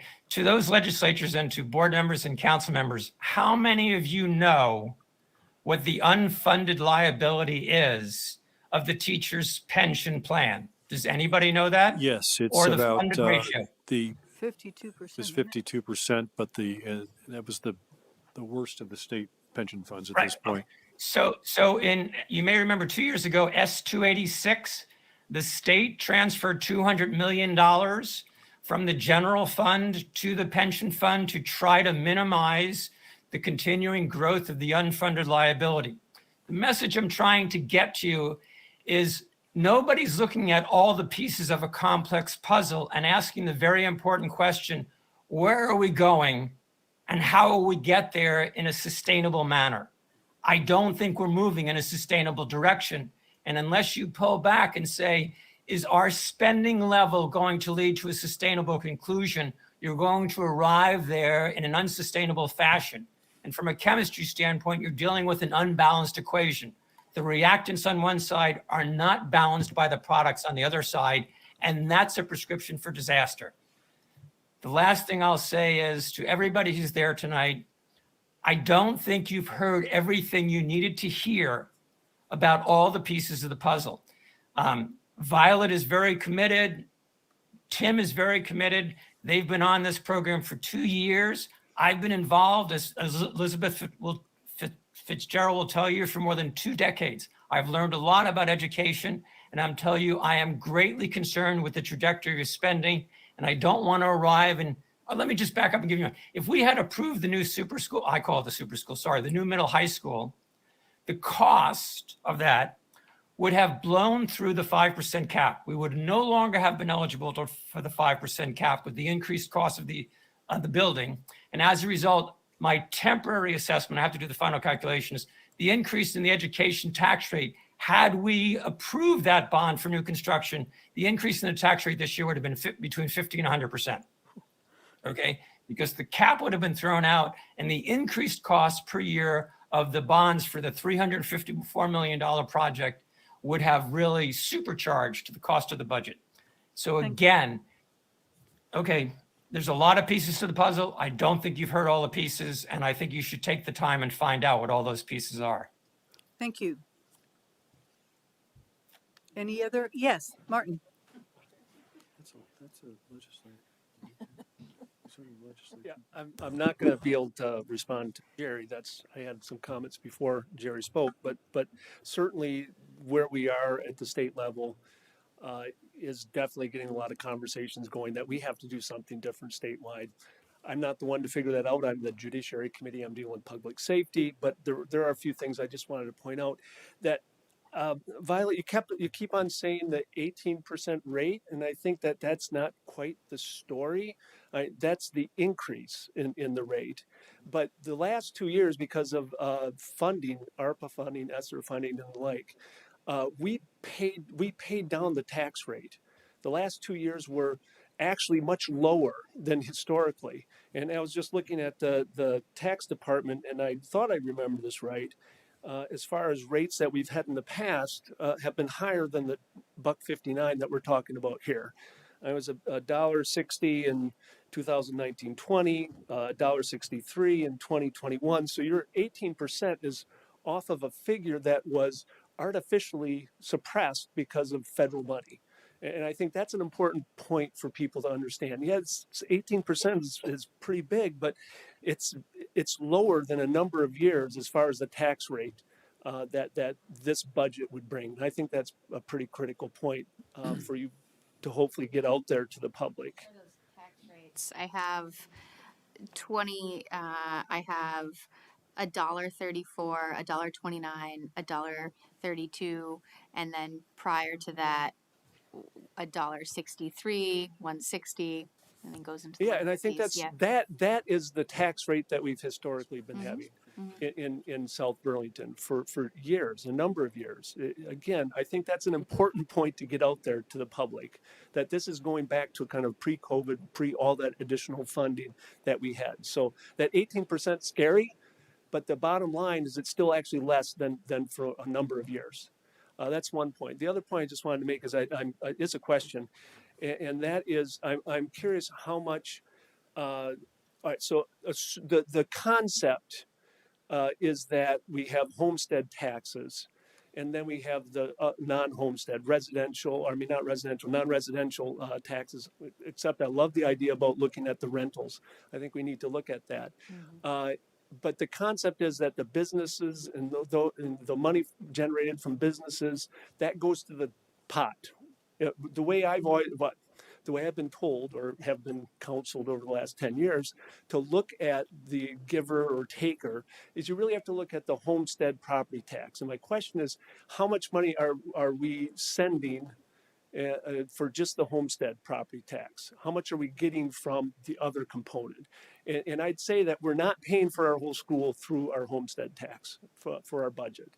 And that's, maybe that's the way it shouldn't be, but that's the way that it's been understood for years as far as that's concerned. I think that's all I have at this point, but thank you for the presentation. It's very helpful. Thank you, Mark. Any other questions or comments?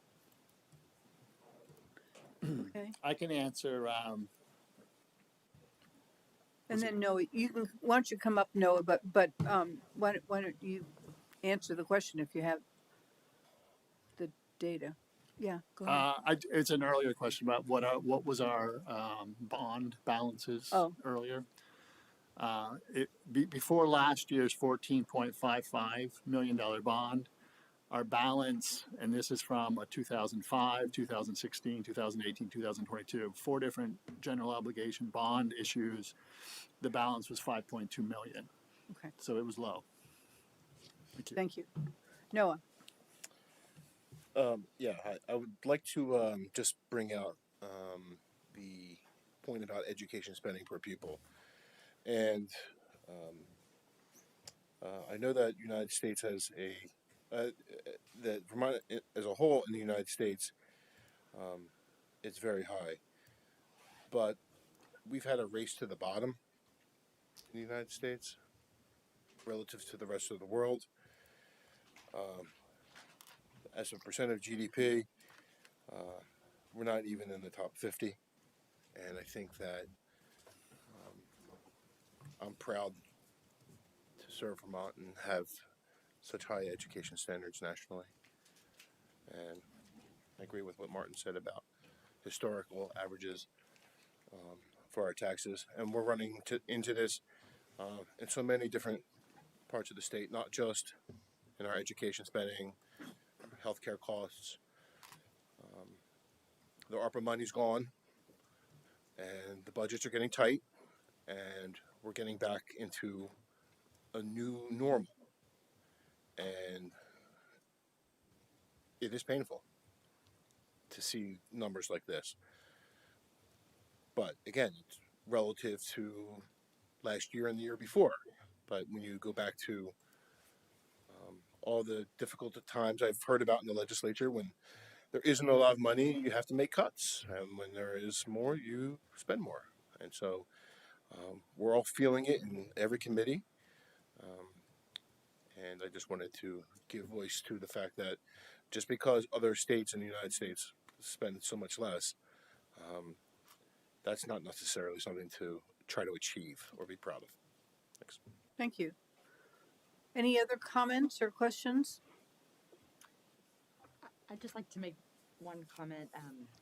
If we're thinking about Alex's point earlier about real estate inflation and the Representative Lalonde's historical context about the 1.6 tax rate, I think that the issue that I see it is that 1.6 tax rate when your home was assessed at $300,000 is a lot less money than the 1.6 tax rate that you're paying when your house is now assessed at $500,000.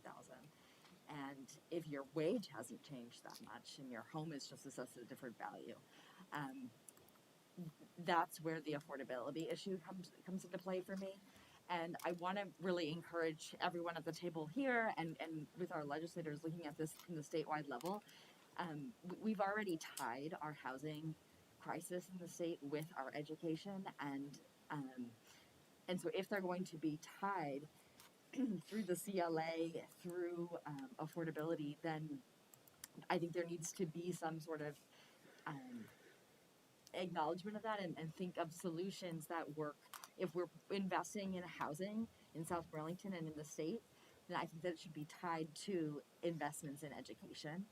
And, you know, my understanding of how the CLA works, it's really not even factoring in or incentivizing new development. And is there a way that we could use, find a calculation where cities and towns are incentivized through getting more education spending when they have new housing developments, and that would sort of reward South Burlington for doing the right thing by, you know, developing and investing in our community in housing, which we all need more of, and it would help our schools manage the impact of having more students come in, but because of this very complex bumps and seats, as Tim so eloquently describes for us, you know, we don't really actually, the development actually just feels like more students that we have to educate with the same amount of money rather than feeling like we are, you know, able to grow at the same pace as the city's housing. So just acknowledging that tie. Okay, thank you. All right, so we'll move on now to item 5, which is the presentation of the city budget and our bond vote and some possible ballot items. Did you want a little break at all? I don't. Pardon me? Did you want a break? I don't need a break, but just asking if you thought maybe we do. Does anyone need a break? It's only 8:30. It's up to you. I don't. Well, why don't we can, pardon me? No. Well, no, just asking. That's Oh, all. okay. Why don't we finish our budget presentation, then we can take another little break and then get into the rest of the conversation. The rest? Well, I mean, we've gotten into We've already talked about it. part of 6, but there may be some more. Okay. I wouldn't want to cut it off with what we have already heard. Yeah, Okay, so Jesse, why don't you Sorry. do the budget? Good idea, Tim, but So thank you. This is one of those nights that I am so thankful that municipal finance in some regard is much simpler than education finance. So hopefully I will be able to present this pretty quickly. So with me tonight, I have the privilege of, my name is Jessie Baker, I'm your city manager. I have the privilege of presenting the city's FY25 budget and ballot items, but it is the culmination of a huge amount of work from our city's leadership team, Tom DePietro, our Public Works Director, Martha Machar, our Finance Director, Stephen Locke, our Deputy City Manager, and a lot of other folks who put this together. So I'm going to run through the budget portion, Tom's going to run through the bond item portion, and we will wrap it up. So our FY25 citywide budget as approved by the City Council is almost $65 million that is broken up across a number of different funds. Primarily tonight we will be talking about the general fund, which is the fund that the property taxes primarily fund. We also have our utilities and our special funds. Special funds include primarily our tax increment financing fund, our energy fund, impact fees, and about 25 other small funds. In the FY25 proposed city budget, we are achieving three primary things. We are continuing our commitment to our current level of service delivery. To do that, we are making strategic investments in the second year of funding for standing up our second ambulance, that's the $220,000. We are adding a highway position. We've added about 20 miles of roads in the last decade and need an additional position to maintain them. This budget does increase funding for sidewalk maintenance, adds part-time library position, and increases funding to our housing trust fund. Additionally, this budget makes a significant additional investment in school safety, as the superintendent mentioned as well on her side of the equation. So with this budget, we are reinstating our South Burlington Police Department Youth Sergeant position. Right now, Officer Bree is the only police officer dedicated to school safety and across our public and private schools. So we are reinstating that sergeant position. The council has included funding for 50% of the crossing guards required citywide, as well as a placeholder $100,000 in our capital improvement plan to fund anticipated improvements on Dorset Street at the middle school and high school campus. And we are also taking our first financial steps to implement the adopted climate action plan. So we are including staffing in the general fund budget for one climate staff person, as well as consulting funds. We are funding the increase in Green Mountain Transit, which will double down on public transportation in our community. And then the council made the decision to allocate $417,000 of one-time ARPA money to do the FY25 required capital projects associated with the implementation of the climate action plan. So this was a decision that the council made in order to use those one-time monies to buy down the property tax impact this year for the community. So in addition to those investments, we also, as the superintendent and her team do, made a series of assumptions to build this budget. So we're assuming some increases in our total grand list and our TIF grand list. We're assuming increase in our local options taxes. Those have performed very well coming out of COVID. This does include all of our contractual increases for staff and as well as for healthcare. It includes the new child care contribution payroll tax that is going into effect on July 1. That's a $48,000 impact for our taxpayers. And then we're seeing similar increases in health insurance and property and casualty insurance on the city side. So all of that in a very simple equation, 3 factors, that's it, leads us to a 5.8% increase in the tax rate, the estimated tax rate, or almost 3 pennies. So the impact of that for the average condo owner for the year will be an increase in $85 in their property tax bill and about $125 for the average homeowner. I do want to call out that while our expenditure budget is increasing 13%, our non-property tax revenue budget is increasing 21%.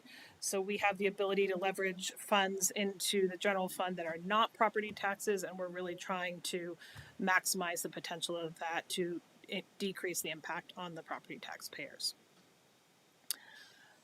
As I said, the general fund is only one portion of our total city budget. We also have our utilities budget. So while those rates are approved by the council, want to always call attention to those. Those rates are also going up, primarily associated with salary and benefit impacts, as well as needed capital expenditures that we have been planning for several years. So the total impact to the average homeowner is $64.29 of those increases across those utilities. That's per year, right? Per year, for the year, yep. We want to provide you, again, back to the general fund, a quick summary of where those dollars are going. So 22% funds police, 19% funds fire and EMS, 19% of those general fund dollars fund public works. That's a little underestimating the total cost to provide infrastructure work, because many of the all the utility funds also fund public works as well. And then you see how the funding spreads out across the rest of the departments. City Council wins out with 0% of the budget funding the City Council. You get what Thank you you pay for your for. Yeah. Would like to propose a stipend increase for next year? So that is my speed through the FY25 budget. Before we get to bond vote items, I would be happy to answer any questions. Are there any? Kate? Yeah, could you just explain more about what the role of the reinstated youth services police officer will be doing, and whether or not this is aligned with the district and city's anti-racism and equity planning? So this is reinstating a previously in the budget youth services sergeant position. So it's a leadership position within the school safety realm. It is a position that we previously had somebody retire out of, and we are looking to provide a promotional opportunity and more leadership for school safety. I believe Officer Bree is involved in the anti-racism work, so I believe that this person would be welcome into that conversation as well.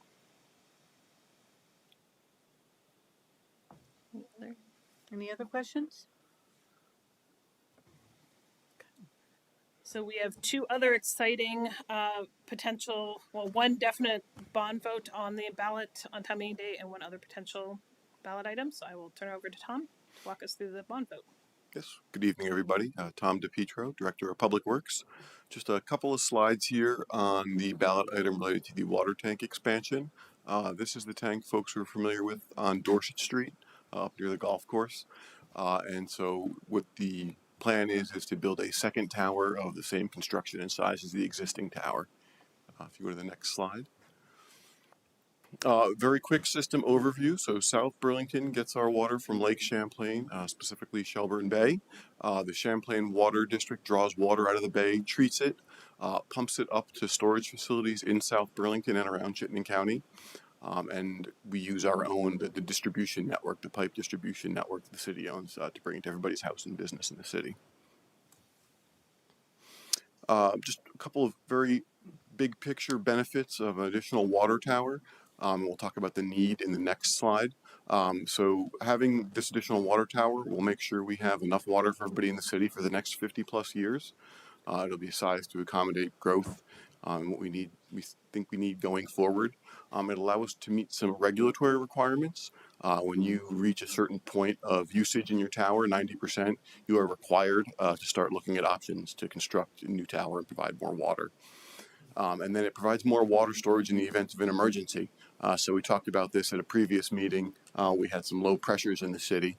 Having an additional tower could have helped a little bit with that. It would have extended the period of time before those pressures dropped lower, as folks saw on the night of Christmas on December 25th.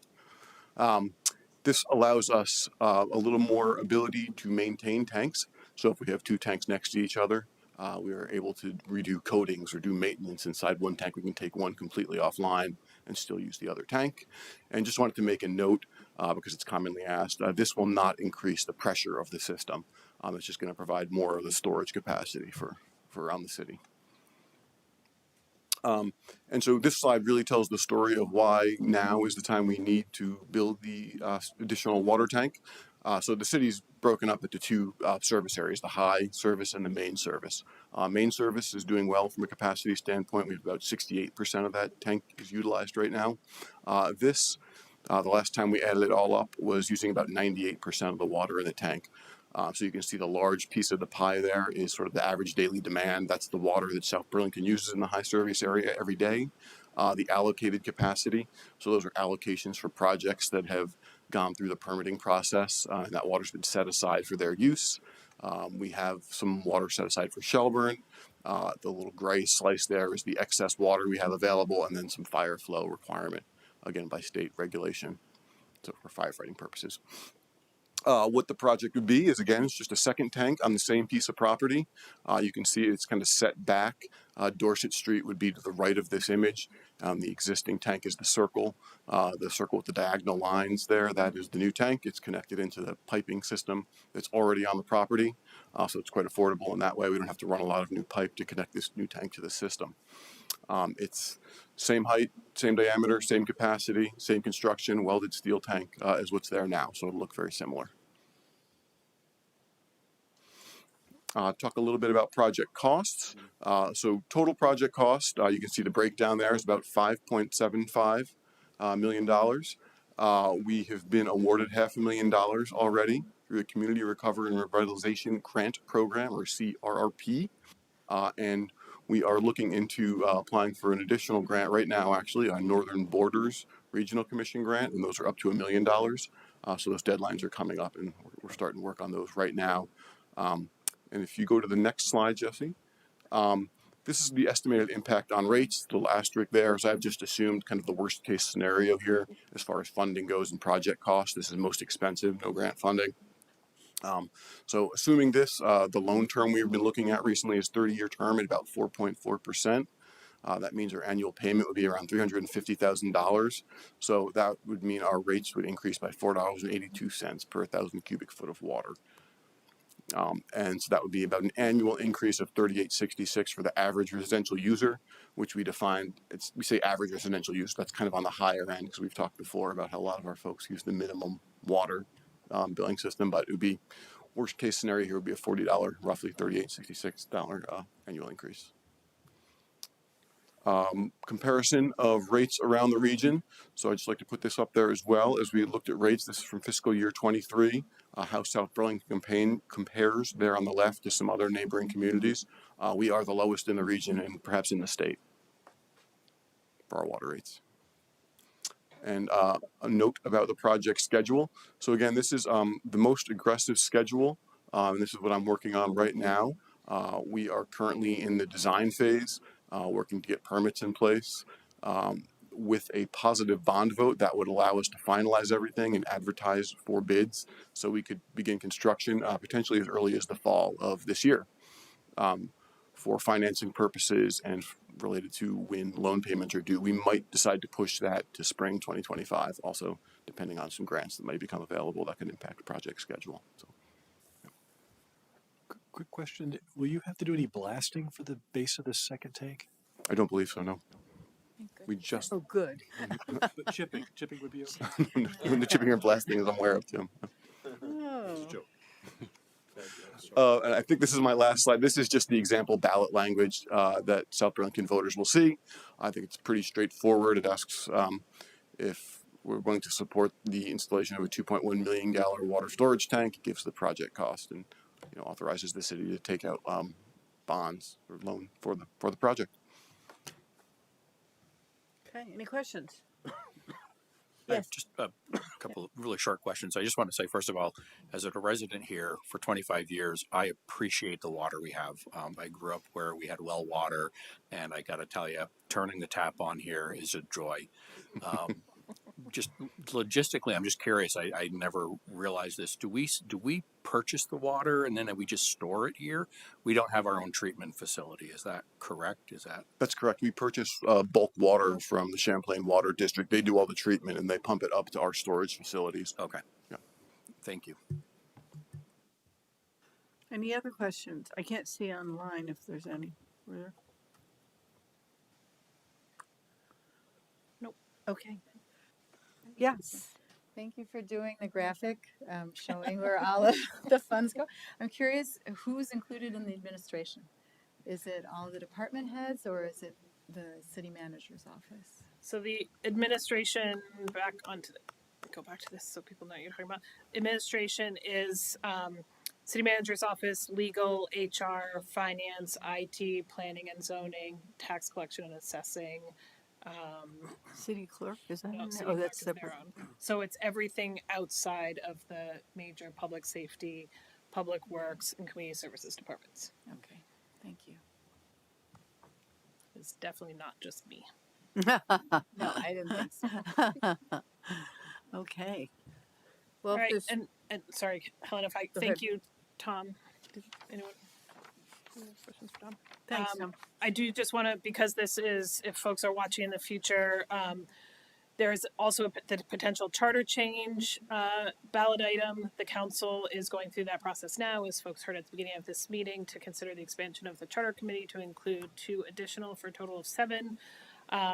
The next public hearing on that is January 29th at 6:30. That evening, the council will decide whether to put this on the ballot. Just as a reminder to the community that if the council decides to put it on the ballot, and the voters approve it, it will go to the legislature. The legislature will then need to consider it and approve it. If they approve it, it will go to the governor, and so it would likely not be in effect until 2025 if taken up this session, or 2026 if it's taken up next session. This is the proposed ballot language as required by statute. It is quite complex and is required to be included. Just want to highlight that. Again, as Violet said, we have several fun upcoming events where folks can learn more about our budget and ballot items. All of this information additionally is on our city website, either at this link or if you go to the finance department page, it's linked there. Those links are also in your council agenda, your steering committee agenda tonight, as well as the link directly to the superintendent's landing page for all of her budget information as well. okay. And if we didn't make a good case and sales job for some additional city school board members tonight, I don't know how else we could. So I hope if there's anyone listening, if they have some good ideas, they'll think about if the charter change happens. That will happen before this whole issue is resolved, probably. So we'll be looking for some new good people with ideas to join the crew we have. So, is there more discussion? Item 6 is, talking about we identified some ideas, I guess, for the legislature in terms of how you might approach a resolution or addressing some of these consequences of the language in the various bills. Are there any other thoughts that people would like to share? No, we sort of had that. Yes, Larry. Thanks, Helen. So I was interested in the headline from Vermont Public today, not intended as free money. Lawmakers scold schools over spending. And just get your reaction from, if you had a chance to see that letter from our... Can we take a 5-minute break before we get into the discussion? Pardon me? Could we take just a 2-minute break before we get into this discussion? Sure. Thank you. So if we're going to have more of a conversation, why don't we have Thank just you. a 5-minute break, because then we'll also come back to the Safe Routes to School Task Force conversation. Thank you.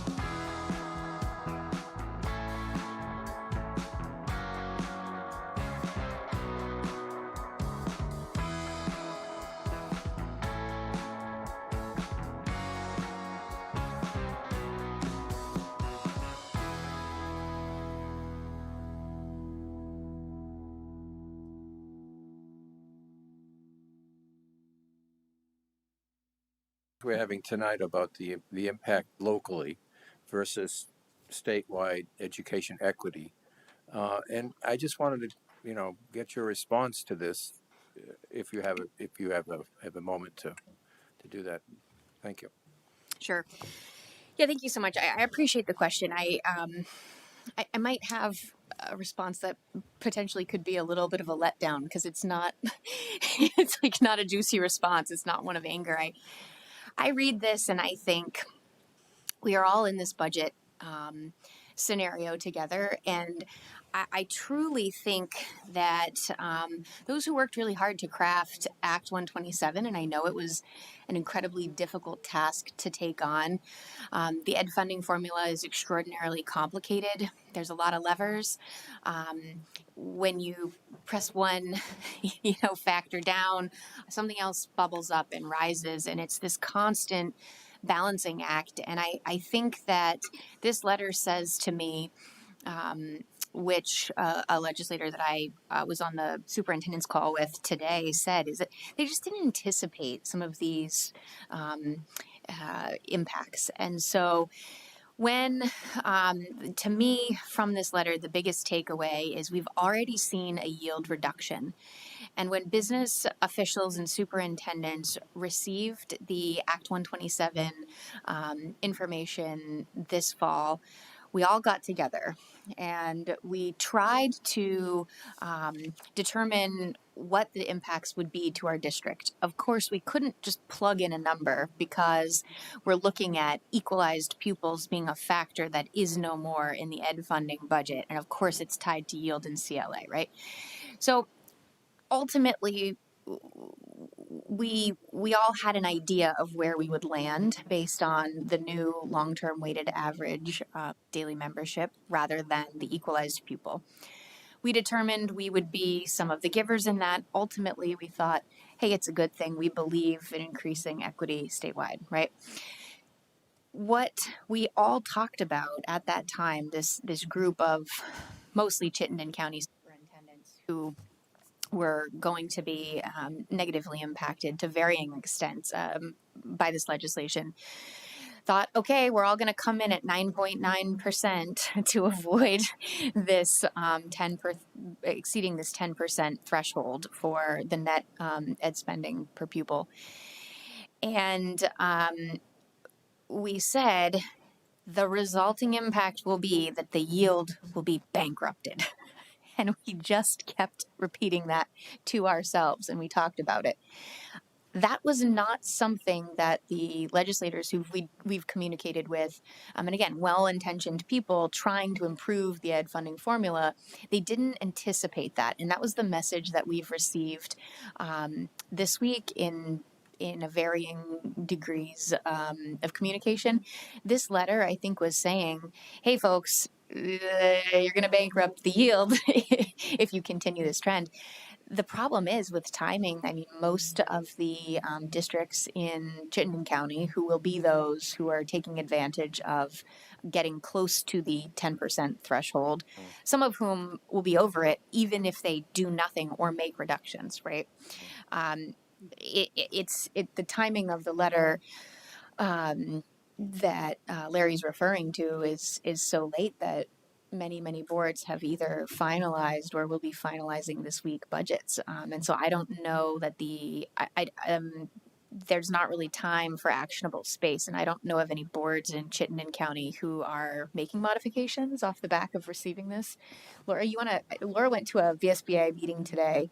VSBA has been, the Vermont School Board Association has been really vocal and working with VSA, all the V's, as we call them, so the Vermont Superintendents Association and the Vermont business officials. So I'll pass it to Laura because I want to hear this update because I wasn't at this meeting So today. we had an emergency meeting today from 5 to 6 p.m. Can you move a mic sort of closer to your mouth? Thank you. Is that better? We had an emergency VSBA meeting from 5 to 6 p.m. today. And so it was the school board members in Chittenden County. And yeah, school board budgets have already been done. I think school boards would like to be allowed to remediate rather than just being penalized because some school boards are going to go over. I do think there was a lack of accurate modeling. Um, if there had been accurate modeling, we probably wouldn't be where we are right now. It's yes, the why of Act 127 is really important, and I don't think it was thought all the way through. So there is that. The other thing is, I think that for legislators that need to hear, we can't keep blaming schools. It's not our fault. This is really the real estate. And what did you call it, Alex? Real estate inflation. It's the real estate inflation, aka CLA. I just think about someone like my mom watching this. She would have stopped watching a long time ago. Just bottom line me. So, the real estate inflation, that has got to be under control. That is huge. And, I know Andrew's talking about, why Vermont education is so high. Well, we have universal free meals. Like a lot of states do not. We have PCB, mediation. A lot of states, or what is the word? Remediation. Thank you, remediation. A lot of states do not. And we have no school construction funds. So we're really up against it. And that's why, we made the decision to vote for the budget that we voted for. But I really do want to impress that all those board members, and they're asking the VSBA to advocate pretty strongly to get this CLA under control, get the real estate inflation under control, because schools just can't. We that's just not fair to blame the school districts around. And when I think that Violet and Tim have demonstrated unbelievably well just how complicated this is. Just even to present the budget takes like 3 times what city council has to do. And I'm not saying that you're not working hard. I know you are. But our presentation requires a lot more time just to explain it all. So that's what I would say. Have any of the school boards thought about not having to present their budget to the legislature is done, so you actually know the numbers ahead of time? I mean, you spent months putting, and as everyone else did, putting a budget together, it's all and done. then at the 11th hour, or the beginning of January, it's like, oh, by the way, we're changing this. And you're almost back to square one. Yeah, I And would we love used to have all of the figures. vote on budgets, I think, in May. Isn't it May like 25th or something? This was quite a while ago, but makes sense actually. It was supposed to be after the legislature had completed their work, so knew what the numbers were. Yeah, I mean, it makes sense that we would have our per pupil counts, the tax commissioner's letter, so the yield, and the CLA before we started developing a budget, right? Because we went through all this intentional work of reviewing student assessment data, both qualitative and quantitative, to develop a budget that was responsive of the needs we're seeing with our students. It was tied to our continuous improvement plan, so it was based in data. We connected funding to it. We wrote grants associated with it, right? It was this really meaningful process, and then overnight it was undone. So yeah, I mean that is definitely something that we would love to do. Obviously, there would need to be statute changes with that. I have Tim Warren wants to jump in here, just going back to the conversation. He's new to our group, and so I told him, he's politely pressing the button. I was like, Tim, you gotta go for Jump it. in, she said. So I'm gonna give him the floor here. Am I there? Oh, wow. I said earlier, next time I have to wear a colored shirt because I'm just going to be a floating head in the recording, I just want to follow up on something Violet said. And, when we considered adding that 1.9 million in, I just want to say that I think the administration did a very good job of presenting us with a very good proposal. And I think originally when you first started presenting, you were up close to 70 million, and that kind of kept coming down and coming down.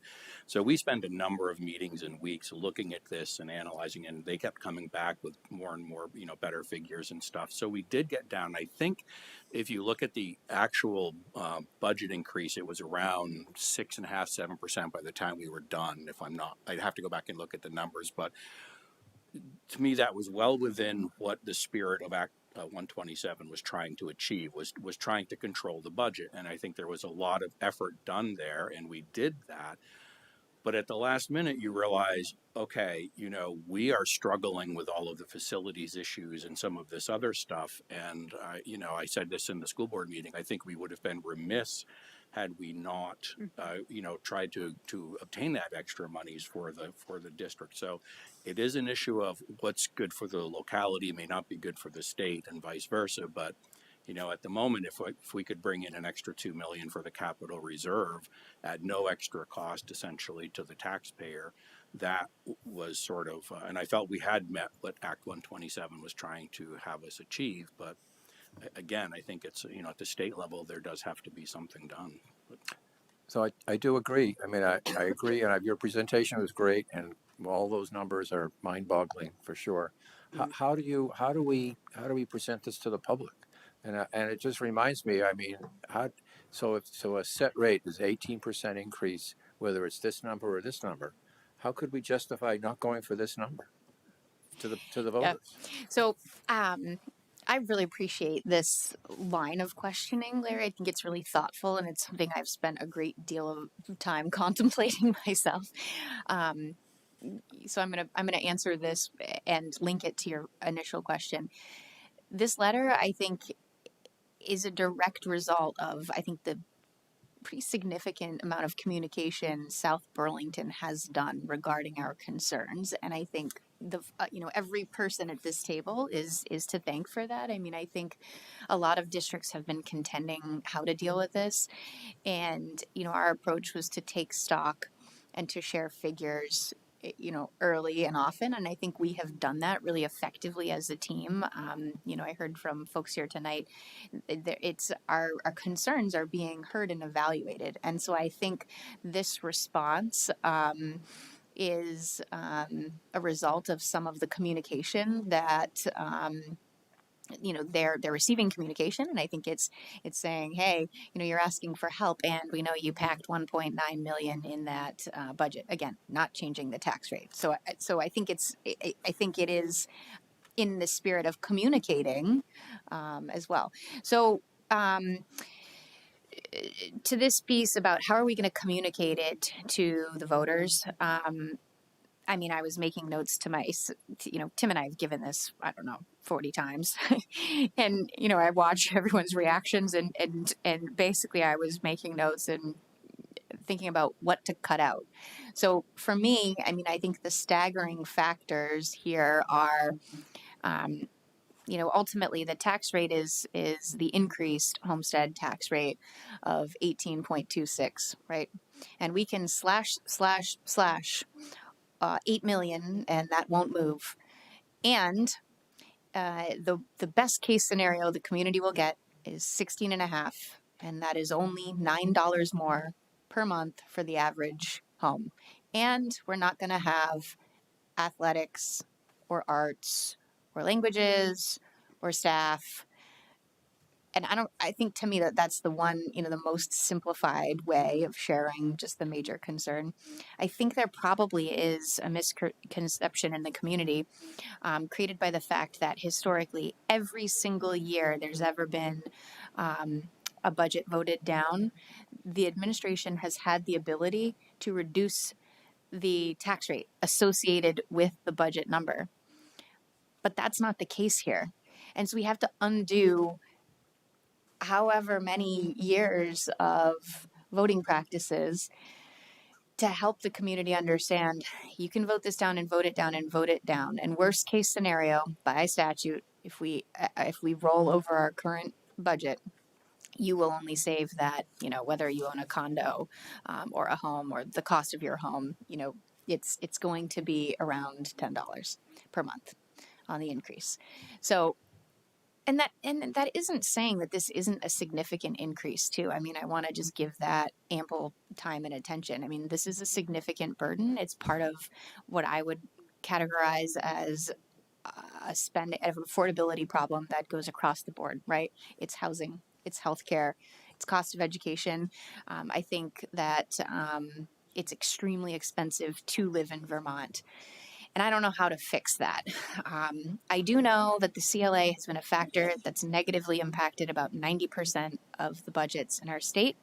And so I would say, regardless of where folks fell within the 127 continuum of being greatly benefited or greatly giving, I think a lot of that good, which I believe is important, has been undone by the impacts of CLA. I understand the ed funding formulas, levers. So I don't know what the answer is. I think, for me, it is absolutely looking at the CLA. I also know there's discussion today. The VSBA that's what everybody asked them today is to get this messaging out. Precisely what you're saying. Yeah, so I've heard discussion recently on some possible solutions, like looking at that, and Larry, you mentioned this to me earlier too, that the grand list and using that rather than the CLA, so those documented home costs of what they were appraised at a moment in time. Again, most districts, most cities are not being impacted by the CLA like we are, and they don't have the development we do. We're also the only district in the state that has increasing enrollment. That makes us extremely unique. We're also, I would argue, a huge economic engine. Somebody used that term when we were here. Jesse, and it's so true. So I think, the Champlain Valley is a pretty, we do have the ability to significantly impact the yield. And given how we've all approached this Act 127 CLA budget season, has been thinking about protecting our communities with bond money. We all have significant facilities needs, and rather than asking the community for $2 million later, the board made the decision to ask for it now.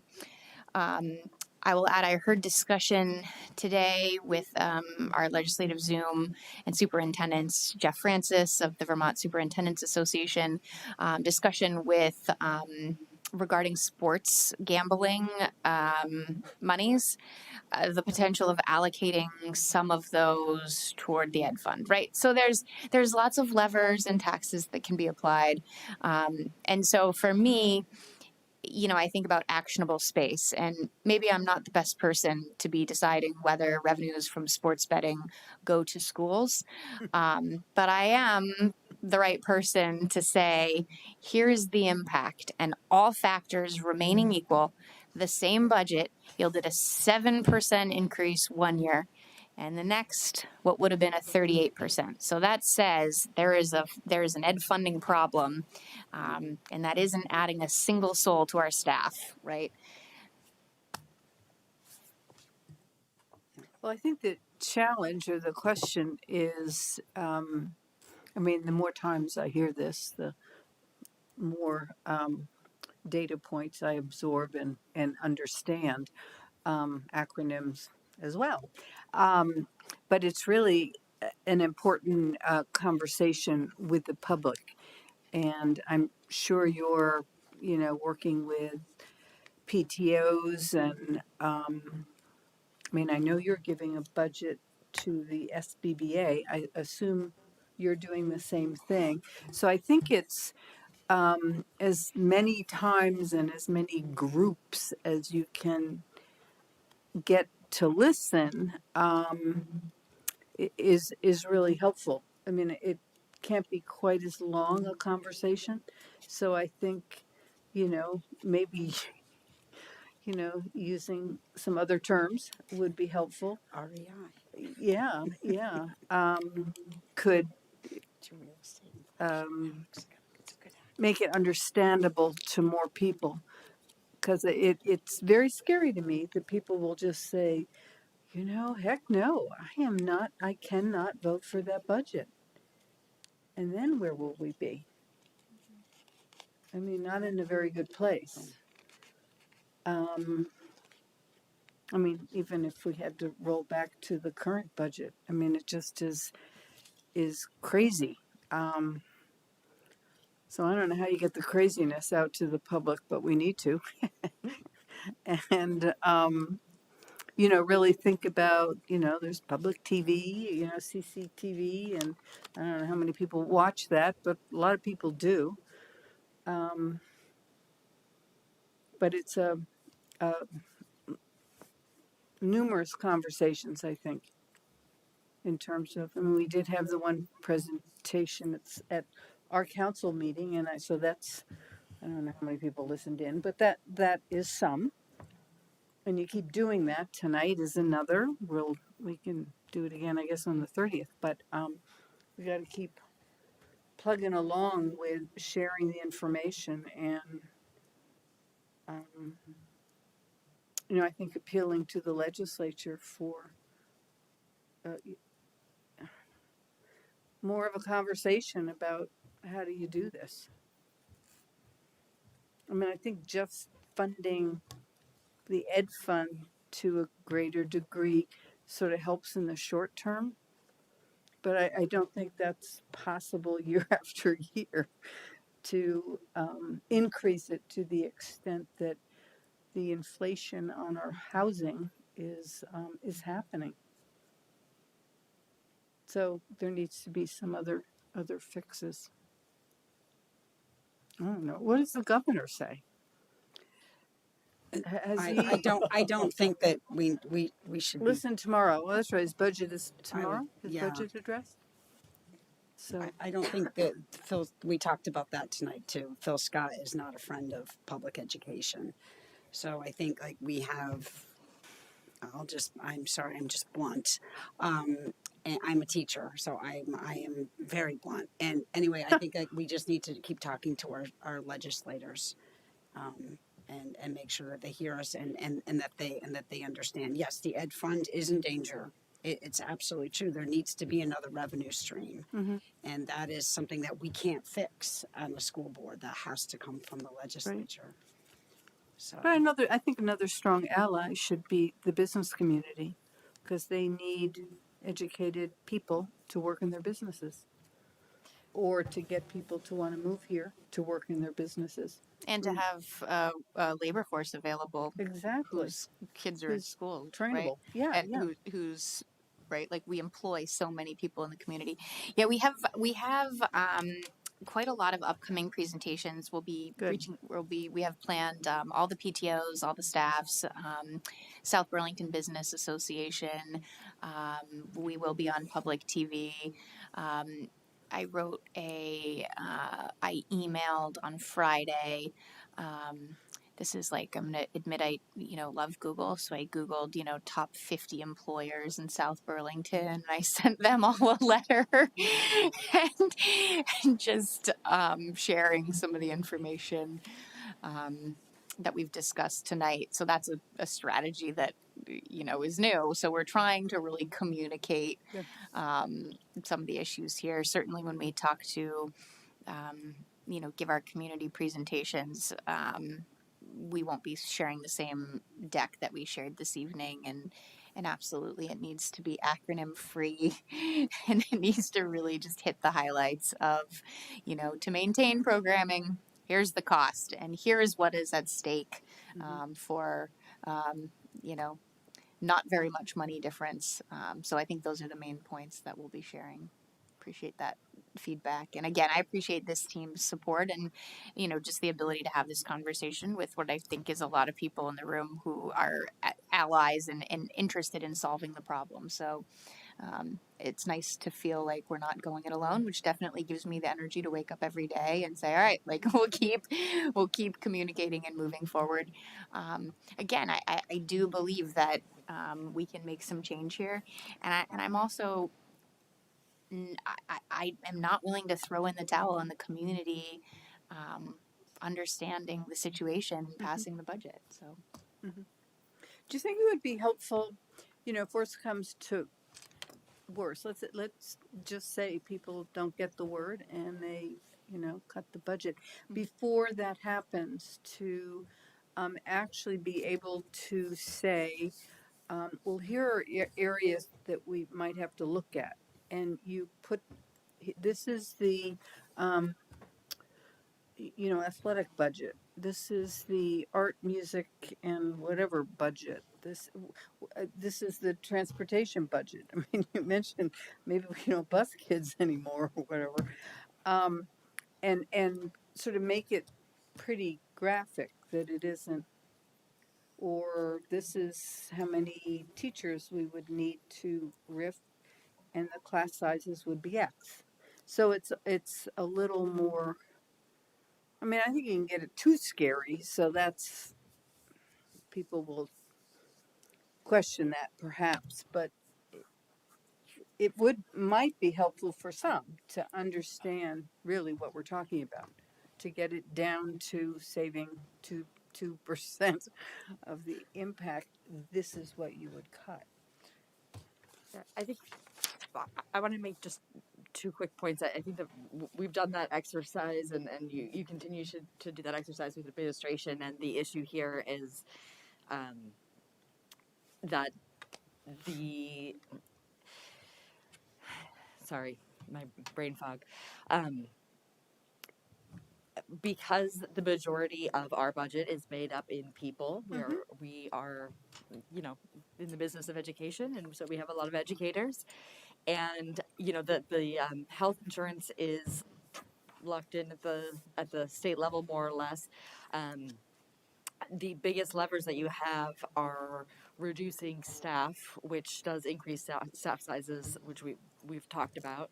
But I wanted to bring up that when we went through the negotiations for our teachers and support staff last year, we were in really an unprecedented inflation time. We're talking inflation at 9%, and it's typically at 3%. We're now at the other end of that, but where the collective bargaining agreements that we have for the teachers and support staff in South Burlington were not unique. They were pretty on par with the rest of the state. The affordability and the inflation that we're talking about, our schools are not immune from. So, of course, our teachers were asking for a raise because their mortgage, their rent is going up, their grocery bills are going up. The job is becoming more difficult, but also a lot of this budget reflects just our own purchases and the gas in our buses going up. So, Larry, when you flag the Vermont Public headline about spending and free money, to me, the spending is that word is the issue, because it really feels like we are just trying to keep up like everyone else, not doing anything above and beyond the rest of the state. And just finally, when we had our legislators visit in the fall, we were talking about school construction and potentially having a fund for school construction, and that money would have to go from somewhere. And in light of this conversation, to me, it seems like using the education fund is our only mechanism at this moment to start to address deferred maintenance and keep up with the enrollment challenges in our buildings and the changes of our schools in our buildings. So just wanted to make those 2 points that aren't so much reckless spending as they are trying to keep up with inflation and address our facilities needs without holding our breath on a state school construction fund. Can I make a Yes, certainly, Chelsea. Just a follow-up point to what Kate was talking about. One of the pressures on our budget is our collective bargaining agreements that we reached, and that is a lever that on the school board, since we negotiate those contracts, we do have some control over. But in the support staff negotiation, for example, we did go to mediation, and it was the opinion of our legal counsel, our mediator, and just generally that even if we went to arbitration over the contract, it would be in favor of the support staff. So we negotiated a fair agreement, and I don't think that we could have spent time and money going to arbitration, and it still probably would have been the same result. So that I think we did a nice job with those contracts and agreements. Yes. Sure. Your talk about the support staff contract got me thinking about our bus drivers and how we cannot hire enough of them. And that is with the newly negotiated contracts. So we're still under pressure to increase wages, which would increase the budget. And that's tough. And, we're keeping within what we've negotiated and what our budget is for them, but it's still, for some parts of our labor force, it's not enough. I'm going to add that if anyone has a CDL and is listening, we are absolutely extremely. I am not. This is truthful. Kate, I remember the way you laid this out when the board approved the support staff union contract.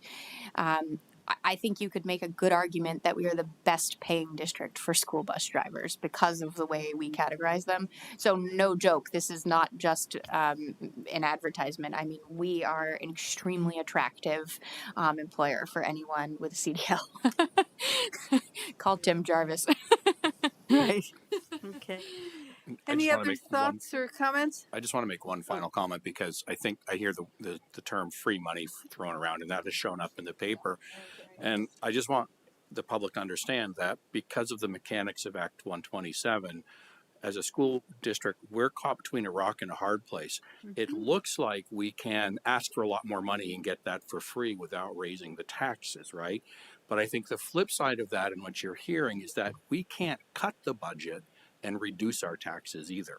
So we're sort of caught because if we try to reduce the budget, that has no impact on the tax rate until we get to such a low point.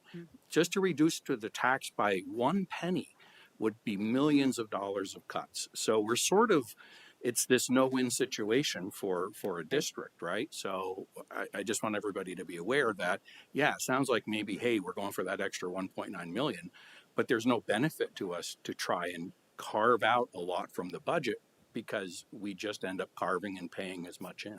Right. Last comment, Andrew? Yeah, thanks. I just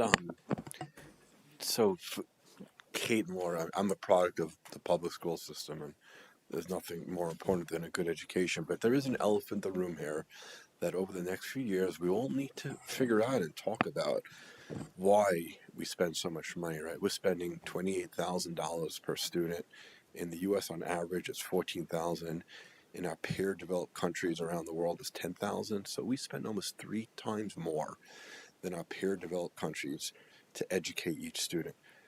It's something we need to think about, right? What are we doing everything efficiently, and why is it costing us so much more? Because ultimately, that's what's affecting the conversation this year, right? Indirectly, that's why, right? Because we just spend so much money to educate our students, and why are we doing that? Why is that the case?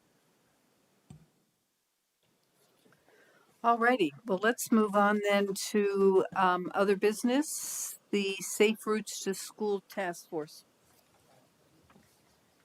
Excuse me. So I wanted to bring this conversation back up since our last steering committee meeting on November 2nd, where the school board and city council agreed to establish a Safe Routes to Schools task force, and that is facilitated and coordinated through our excellent resources at Locomotion. And we've met a couple of times, so I thought that it would be good for us to have that revitalize that conversation here, and then talk specifically to make sure that we're all on the same page about the vision and the sort of mission statement for this task force. And then also, I think having some steering committee members or appointed members where we have regular attendance and some agreement about governance. So Jesse and Andrew were there at the last meeting we had a week or two ago, and so you can fill in here wherever you'd like, but we have sort of a compromise proposal of a steering committee with 3 members from the city and 3 members from the district, and just a very brief mission statement that I could share if you'd like. So But we probably can't take action on it, but you share it, please, and we could have it as an agenda item if we need to vote on it. Or maybe we just say that's okay.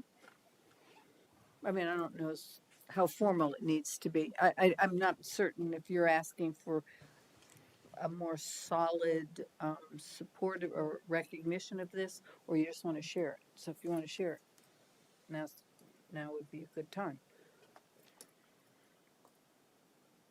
We just can't vote on it. So the question of governance was raised at our last meeting because I think that we all want to address our concerns around traffic safety.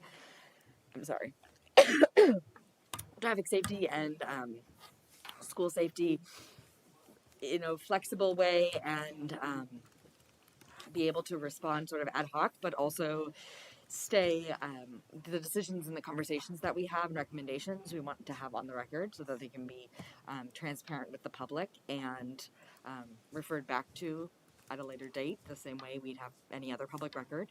So I think there's a tension about how formal to make this task force, and we could have that conversation now and make it as more or less elaborate and formal as we would like it. We are in charge of the makeup of the task force.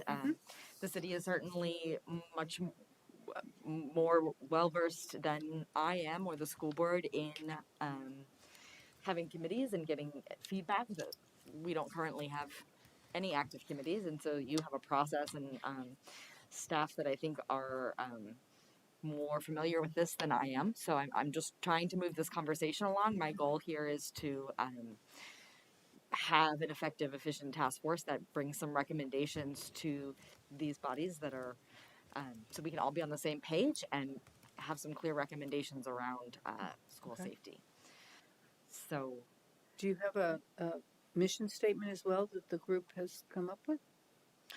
So, were you mentioning? Oh. Yes. Draft language that I would propose for us to adopt, the City Council and School Board, is a mission statement that reads, the South Burlington Safe Routes to Schools Task Force aims to make it safer for students to walk and bike to school and encourage more walking and biking where safety is not a barrier. And the steering committee, as I was mentioning earlier, this would be 3 seats from the city and 3 seats from the school district. Of course, the task force could have more members and should, and the meetings are welcome to all, but having sort of a direction of the task force and agenda planning from Councillor Chalnick, Tom DePietro, and our bike and ped representative, which could be Nick Anderson, and then district seats could be a board member. I could be the board member, our director of diversity, equity, inclusion, anti-racism, and social emotional learning, Monica DeRochers, and then one of our building administrators, like Scott Sivo, for example, a Tuttle principal. That's what I'm proposing, a steering committee of 6 and a mission statement. Okay. Andrew, do you want to? I mean, I think that makeup is fine. The only concern, and maybe Jessica can weigh in here, is Susan Grasso, who is facilitating, has said she wouldn't be able to administer the meeting if it's subject to open meeting laws, and I thought that turned on whether or not there were actual appointments. I don't know if that's what you're suggesting, Kate. If like the city made appointments and the school made appointments, then would be subject to open meeting law. Just you ain't. If it's not subject to open meeting law and Susan can administer it, it sounds fine to me. Susan can't administer it? She said it's just too much work for her. If the meeting is like formally subject to open, that's what she said. So. Well, you have to have minutes, I guess. Yeah. So, as long as she can do it, I think as long as it's not subject to open meeting law, then she can do it and we'll be fine. I don't know if you're suggesting something different. Well, do you want to weigh in? I mean, if we don't have someone to mediate the group, if we make it a more formal task force, then that's a problem. I mean, I'm okay to have an informal task force with the understanding that we'll listen to them and take their advice and not, just blow it off as. To me, that seemed adequate because the task force can't make decisions. We only make recommendations, right? So it seemed adequate to be a little more informal. At least to me, it seemed that way. And I think the flip side of that is that that's my understanding of how the charter committee and bike ped committee and all these other committees operate as well, but they are subject to open meeting law and they are subject to being on the public record. And so I am concerned about setting a precedent about treating this task force separately. And Mm-hmm. I think that if we have a structure in place, then a task force as serious as school safety and traffic safety should be treated the same way as any other Okay. committee of the city.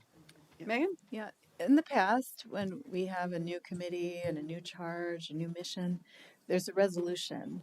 And so I would recommend perhaps that Counselor Chalnick, and I don't know if you do resolutions on the school side, but that there be at least a resolution that goes through the city council, that is reviewed by the city council and that is voted on, and that's how it becomes formal. And you have your mission, you have your vision, you have your charge, you have your composition. I mean, there's a model. You can certainly look. I've done resolutions like this in the past. I can certainly share it with Andrew, and it's what's the makeup. Can I Yeah. add just a few sentences? So I think it could go any of these ways. I think to me, what I hear is a strong commitment from the school board and the city council to have a group of people convene, talk about the things you suggested, hear recommendations from those experts, those user groups, those professionals and users. So I think we should start at that assumption of kind of shared good intents. How we do that, I think, Kate, is what you're trying to get at. I just want to remind the council that I think one of the question marks here is this a new standing task force and committee that's going to go on into perpetuity, or is this a group that's going to do a finite amount of work and end? It's a joint subcommittee, right? If it's so you have in your council and your committee bylaws, you have the ability to establish committees by resolution with charges into the future that are hopefully aligned to city priorities in the comp plan. You have a bike ped committee. You have several committees that might speak to the mission, Kate, that you outlined already. If this is a body of work, you have the ability to convene task force with a time certain key question. Like the Climate Action Plan Task Force, as an example, did a finite amount of work and then ended. To me, the question is, what is the question we're trying to answer together? What's the work people want to do together? What are the recommendations that you want to make? And then see how it fits into our process. I think either way, we can achieve the goals of, warning meetings and communicating to the public what we're doing and taking minutes. Nick Anderson, by the way, did an amazing job basically live tweeting the last meeting through the minutes. It was really impressive. I mean, it was in the minutes, but it was a live Google Doc, so you could see it as it went. So I think we can accomplish transparency goals regardless of how the two bodies decide to formalize it. So to me, the key question is, what are you trying to achieve and what timeline? No, the Climate Action Task Force, I think, was by resolution. Yes. Yes. Right. And it was kind of a time certain. And there was like a 9 month. Yes. Yeah. Again, I think the issue is that the formality behind it then drives what the facilitator or someone, staff maybe, has to do. And at least our current facilitator said she can't do the job if it's formal to the point where she needs to comply with open meeting. Now, maybe the school or city could provide staff members to do that, and that's fine. But those are the facts. I think from a school side, I'll share an anecdote here. I received an email today with this notice that one of our bus drivers had seen, and they forwarded it to Tam and I and a bunch of other folks on staff, and they were just like, "Did you know this is happening?" Right? And the school safety task force? Right, Oh. and the survey and you know, some of the conversation opportunities that are happening. And I think about like how effective the bike ped committee is on the city side, and I wonder, I guess from my perspective, we have people on the school side who want to be involved in the conversation, and the more transparent we can make these, the better off both bodies are. And so I think, you know, when Kate and I discussed this just this morning, it was the idea of just having public records for folks to view, because we've got folks who are really just looking for more information and wanting to be a part of the conversation. So, you know, the minutes would reflect that. I don't. You know, this isn't formality for the sake of formality. And I guess I just don't see a downside of why we wouldn't make those records available to the public. Again, we just see that interest on our side. But I think, Chelsea, you had your hand up too. I want to make sure you can. Susan was planning on posting the minutes on the website. Yeah. I think that just based on this conversation, the more formal, the better. But I think we also need to answer the question of open meeting law or not, because if not, then we need to talk about who's going to facilitate this task force. If not, the representatives from local motion. So is that what we're trying to get at right now?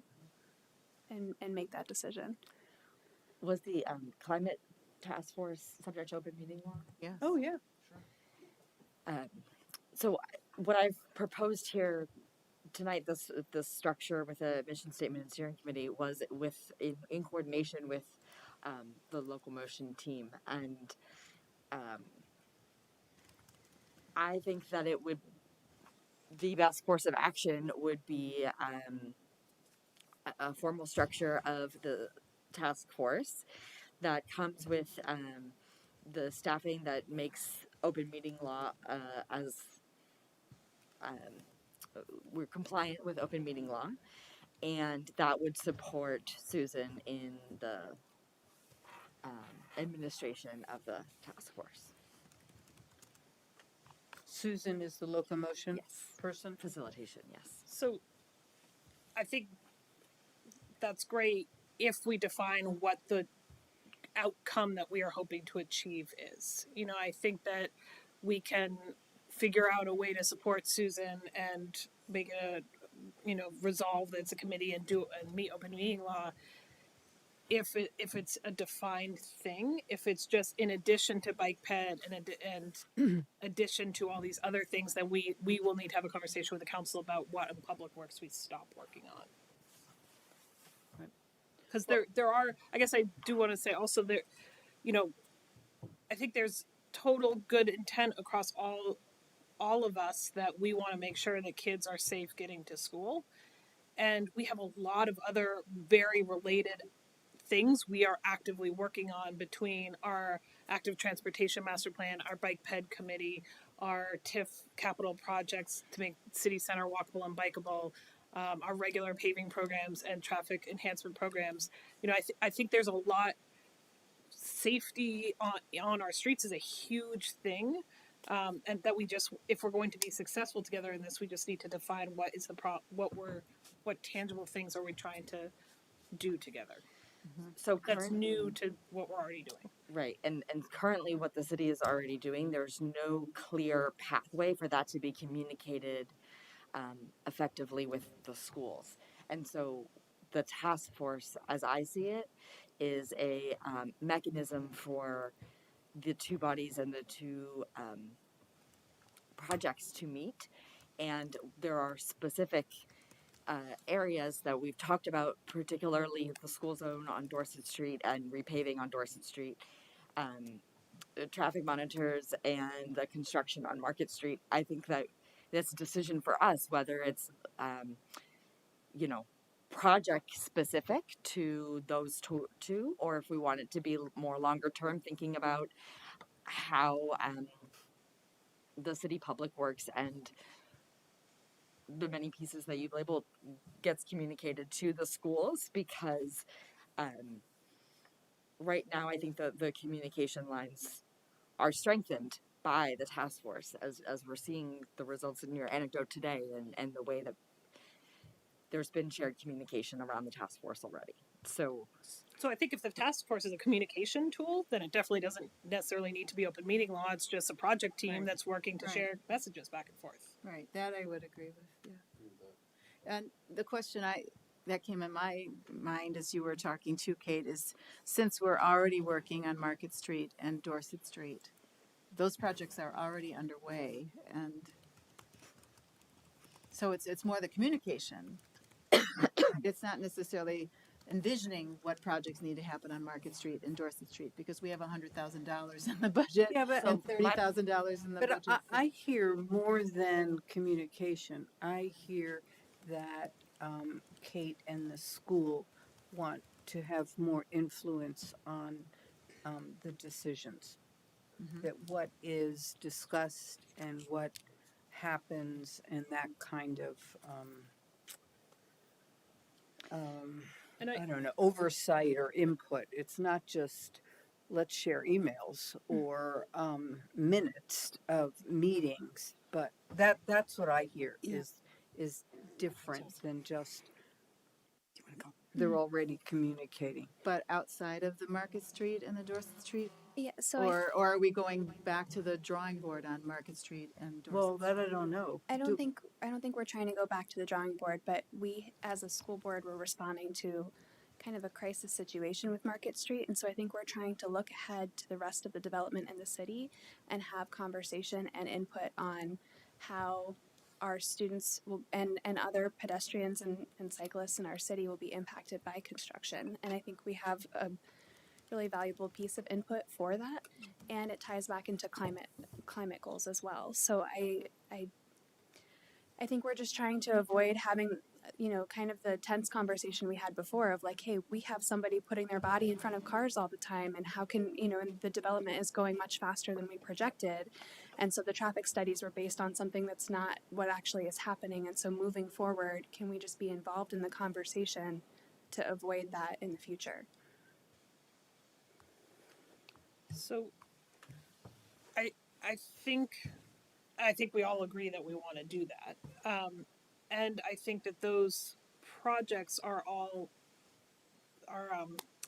and Tom, jump in here if you'd like, are well into the planning process with active and community engagement happening now. I mean, there's the kickoff meeting this week for the active transportation plan and an open house around that. So I think that there are ways that we can better partner on what's currently happening. That's not necessarily a whole new decision making body. That's somewhere between the school board and the council and staff and what we're trying to implement on the ground and whatnot. It feels to me that maybe we just need to outline for you what those opportunities to engage and how we in the decisions we're making, what those are going to be in the next year, 2 years, 5 years, 10 years. And maybe the task force can help put together that strategy. Mm-hmm. That That's engagement what I'm thinking. strategy. I think a task force a good job for them would be to come up with a process to be used throughout the community on how do you have the conversation, or how do you come up with solutions that recognize the specific concerns of students with traffic and whatever, and so the rest of the people that are walking and biking on the paths aren't necessarily students. I have a question. So I wonder, we found ourselves collectively in this situation where we're really concerned about students getting to and from school, and we know we want to support the climate goals as well. And these structures that you've mentioned, were they in place have they been in place for some time? Because I feel that even with them, we might want to reevaluate the structures, because perhaps they've been inadequate in incorporating the school perspective, given that we ended up in the position where we were just experiencing some sort of seemingly unforeseen safety issues. And so I think just trying to be thoughtful and try to avoid future situations given the development. Again, I appreciate the use of existing structures, and I feel that they've not quite given the information needed here to work together. And I really appreciate the plan that you all shared. And I think given that plan, perhaps this does need to be a more long-term uh, structure, whatever that is. But I do think a level of formalization of really examining, again, given the I'm thinking out loud here, but just given the 5-year development and the development that's happened so far and our sort of shared inability to predict what safety precautions would need to be put in place, because that hasn't been done effectively by us so far. So, how can we work together, either through a mechanism that exists or through a modification of this, to ensure that we're supporting the transitions and the development, and keeping our students and our community members safe while supporting our climate goals. And again, I would say, Do you have people that attend the DRB meetings? Do you have representatives that are interested in school matters that would go to the DRB and see what the applications are like and give input at public comment time? So I think what we're saying is that for the schools to try to keep up with all of the different pieces at the city and understand when and how they interact with the school district would be multiple full-time jobs that we don't have capacity for. And we're certainly not adding capacity because of our budget conversation that we had earlier today. So I think this conversation highlights for me that the formality is not for the sake of formality. It's to provide clarity so that we're all on the same page. Clarity is kindness, and I think that the communication now, I mean, we see the public notices. It's not that there's not community engagement. It's just that we don't know how that impacts the schools until we have the buildings popped up and the walkways cut in by the construction, and it seems very reactive rather than proactive. And there's good community engagement in place for the general public, and what we are asking is for an opportunity to address problems when they come up and to think proactively about these solutions that I think you already have a lot of that information for. I think it's problematic that there's so much pushback on this opportunity to tap into the resources of Local Motion, who are willing to work with us. They have a structure of tackling infrastructure and community engagement and education of our students. I mean, they already have a governance structure for the committee. It's just how formal we see it, we view it, and I see that as making sure that it's acknowledged as a meeting of a public body. There's records that are kept, and that we understand the decision-making powers. So when there's a recommendation, the channel in the process that moves forward. So, it sounds to me like we need a formal proposal. The task force has work to do. That doesn't mean that somebody still has to go to the DRB when there's a project that's going to affect school-age children or proximity to a school. So it's a layer of activity in addition to participating in the DRB process, because that's the building process. Right. I'm not sure we have a lot to say beyond that. And there is by statute, that's what their responsibility is. So, Is there a way to influence? I know the Committee on Common Areas for Dogs does have a real advocate, and she will go to the DRB meetings to ask those questions. But is there a process that we can ask the DRB, maybe it's in our LDRs and we have to go to the Planning Commission, to make that one of the questions to ask? And by making it part of their conversation, I assume they could contact the school and say, we got this housing development going in, and it looks like it will impact kids walking or biking to school. Can you come in and comment on it. A lot of time applications in front of the DRB get recommendations to the applicants to go consult with Bike and Ped Committee because there's going to be a rec path, or Right. if we need a rec path, where should it go? How So maybe they can consult with the school district. Well, have we lost sight though? Aren't we working with local motion? Like it seems to me like this is a really great opportunity to maybe, yeah, because this construction it is like we hear it all the time. Like parents are concerned, and it's like so this building goes up here, and then once all these people start driving, I think it's dynamic. It's going to constantly be changing. So it just seems to me like that I think this is a great opportunity. I am on the side of formality. I think it protects all of us. And I think it gives more credibility with the public. They want to know that we're following the rules, that they can access information. They're welcome to come. And it's a lot of people from different, it's the people from the school board, administration, city council, local. It's a lot of people coming together. And I just think that if there's like a governing structure, it will help the meetings go better. And I the woman from Locomotion, I think we could all help her. I don't think it's as overwhelming as. I think she would need a staff person if it was going to be formal. She what? She would need a staff person to help her, someone to help her if it was going to be formal. Well, that's What would be the downside of Yeah. of formalizing this and sort of just our bodies acknowledging together, we support the development, we think it's a good thing, and we want to work together to keep our community members and students alike safe.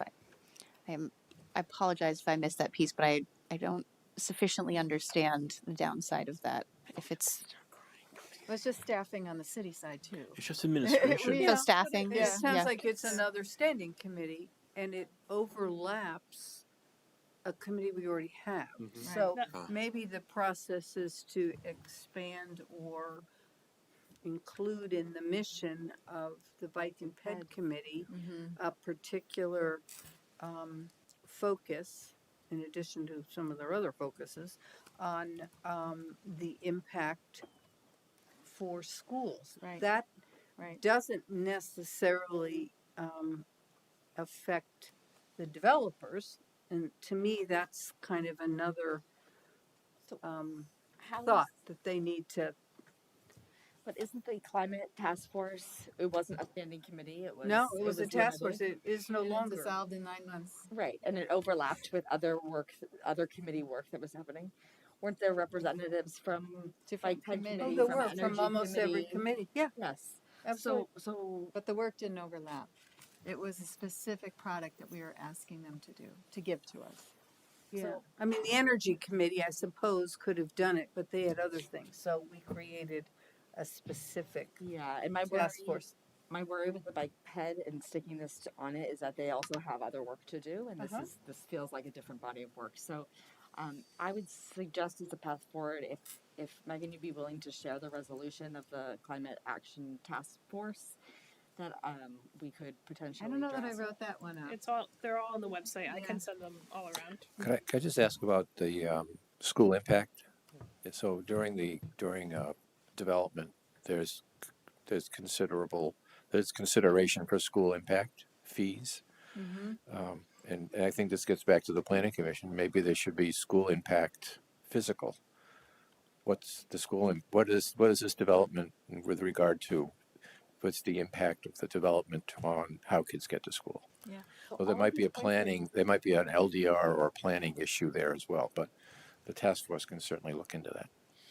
Exactly. I think the many points that have been raised about long-term solutions could be examined and recommended by the task force rather than, Right. by us in steering committee. And I think that could include sort of a process that you then implement with the DRB and. Yeah, with an Bike and actual Ped. map. I think a map would be helpful, like what routes do the kids actually take? And having that map with the walkways and the bikeways. And I mean, I don't have the language here in front of me, but when something on that map, there's going to be a project, right? That should trigger something, right? That goes to people who need to weigh in. And that's an example of work that this task force could do, right? It's like you with local motion, creating a map like that. Just do a map. Do the map. I think that's a good end product that a task force could accomplish. Yeah, Susan Grasso at Local Motion, she that was one of her main I think strengths, and something that she offered is to work, together with our teams and our community to figure out what those maps are. So what are recommended maps, and I would love to see that as an output. I think that's great. Yeah. So let's go down that route then. We'll have a resolution that creates this. Whoops. And I guess we'll figure out staffing. I mean, if one of the members takes the minutes, then I think. Yeah. What and is the staff person needed for? The city could probably warn the meeting, right? I come back to, and I think that, I also think this is not a warrant agenda item unto itself. Right, So I I'm know. a little wary of going too far down Sure. this path without something Well, that's why I said for we the can't council vote on and the anything. school board to react to.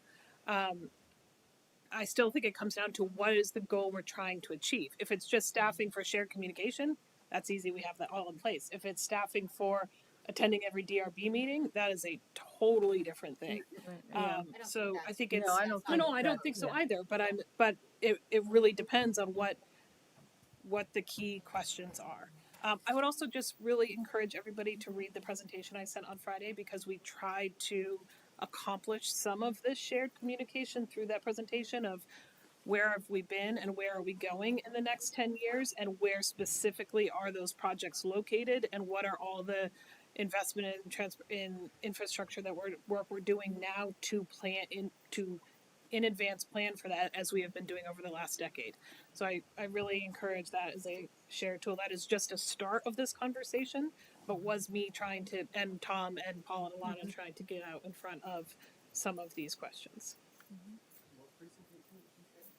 I shared a presentation with the council and the school board that we will be putting out through other channels in the months to come. So I will circulate. Originally, it was going to be the steering committee, but then Act 127 kind of bombed that. So we're focusing on that.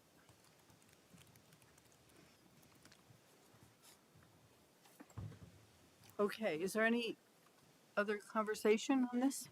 I think we should just come back to this on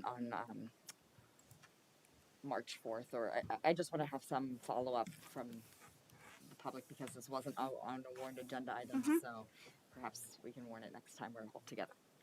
Okay. No, not March 4th.